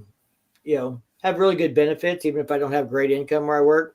I'm being there for another 17 years and 2 months. Yeah. Okay. Well, luckily for me, my commute is only 20 minutes to and from work. So I don't have a big commute, which doesn't take up, a lot of my life is commuting to and from work. Which My I'm really commute now grateful is for. less than 20 minutes. My commute used to be an hour and a half each way. Yeah, see, and that's just too much of a commute for me. Like I wouldn't even been able to do a commute like that. I've been in those kind of commutes before, and I don't like them. That 20-minute commute for me is like, it's still a good ride to and from work, right? And the job really that I do really isn't that hard. And I'm there for 7 hours. I'm not there for 8 hours a day. I'm at work for 7 hours and I only work that entire time 6 hours. The other hour is breaks, right? The 15-minute breaks and a half-hour lunch. So I only really work on the floor doing my job for 6 hours. So I can't complain about that. And it's an easy job, but it's just sometimes just the city lifestyle really, it starts to get to you the older you get, right? And I remember when I first moved here how awesome it was, and talking to older people like, oh, I remember living there, but I just couldn't handle it anymore. I had to move to the small town, and like, oh, that just doesn't make sense to me. But when I was really young, now that I'm older, it totally makes sense to me, right? It's like, yeah, I'd rather be there in that small town now too. I'm ready for. I'm done with the big city now. I'm ready to slow down. And there was that point in my life I wanted to climb that corporate ladder. And I took this job and they're like, well, you're more qualified for this job, but you would have to travel or move. And I'm like, no, I'll stay right down here. I'm okay. Where I'm happy. Yeah. Being at the bottom of the rung, and you pay me what you said you'll pay me, and I'll do what I said I'll do. Exactly.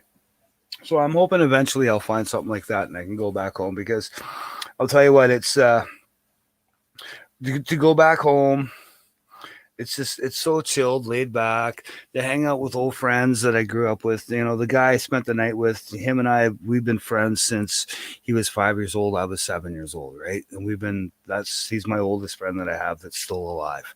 Unfortunately, my other two friends who were older than that have both passed away in the same car accident. So to go and hang out with him and his wife and spend time with him and and whatnot, it just reminds me of how awesome life can be sometimes, and like I said there when I was there, it's like every day when you get to our age, every day that you wake up and you see that you can watch that sunshine, you're pretty grateful for that, right? So, and you don't realize that when you're a young buck, young, dumb, and full of cum, as I like to say. But the older you get, the more you appreciate that sun rising over the horizon every morning, and that you get to see it. So, yeah, it's like I say, it's time for me to start slowing down pretty soon. But I can't yet until I find the job that is going to make me want to move, right? So, yep. I'm going to say goodnight. It's almost 11 here. Thanks everybody for joining in, and thanks for hanging out with us. And a good way for having me. Night. Everybody have a good night. And I guess we're all back to work tomorrow. Yeah. As always, man, if you ever find yourself in the Ozarks, you got to hit us up. And if we think we can get north of the border sometime, we'll definitely be looking for you. Well, if you ever make it to the West Coast, north of the border, man, you let me know, and I'll take you on some. I'll take you on our tail of the dragon, as it were. Sounds great. Night Miller James said later. Thanks, James, for stopping in and hanging out with us. He's in the same time zone. That's another Missourian. So great to have people in here. We got to hang out with James at Bike Fest and at Bikes, Blues, and Barbecue last year. I wish we had Bike Fests up here. That's one thing we do not have up here, is a Bike Fest like that. Like our Harley dealership will have a bike night. We get bike nights, but we don't have Bike Fests per se, like how you guys do, where you have vendors and all the other people come and everybody comes ride around from all over the state or whatnot. and hangs out for 3 days, and manufacturers are showing off their new bikes, and you can go test ride, and like you say, the vendors to buy new products for your bikes and stuff. That's one thing we don't have up here, and I really kind of wish we did have things like that up here. Be really cool to see. Yeah. But anyways, night it's all. fun. It's time for All right, bed. guys. Good night, everybody. We'll see you later, man. Have a good night. Thanks for having me. Always.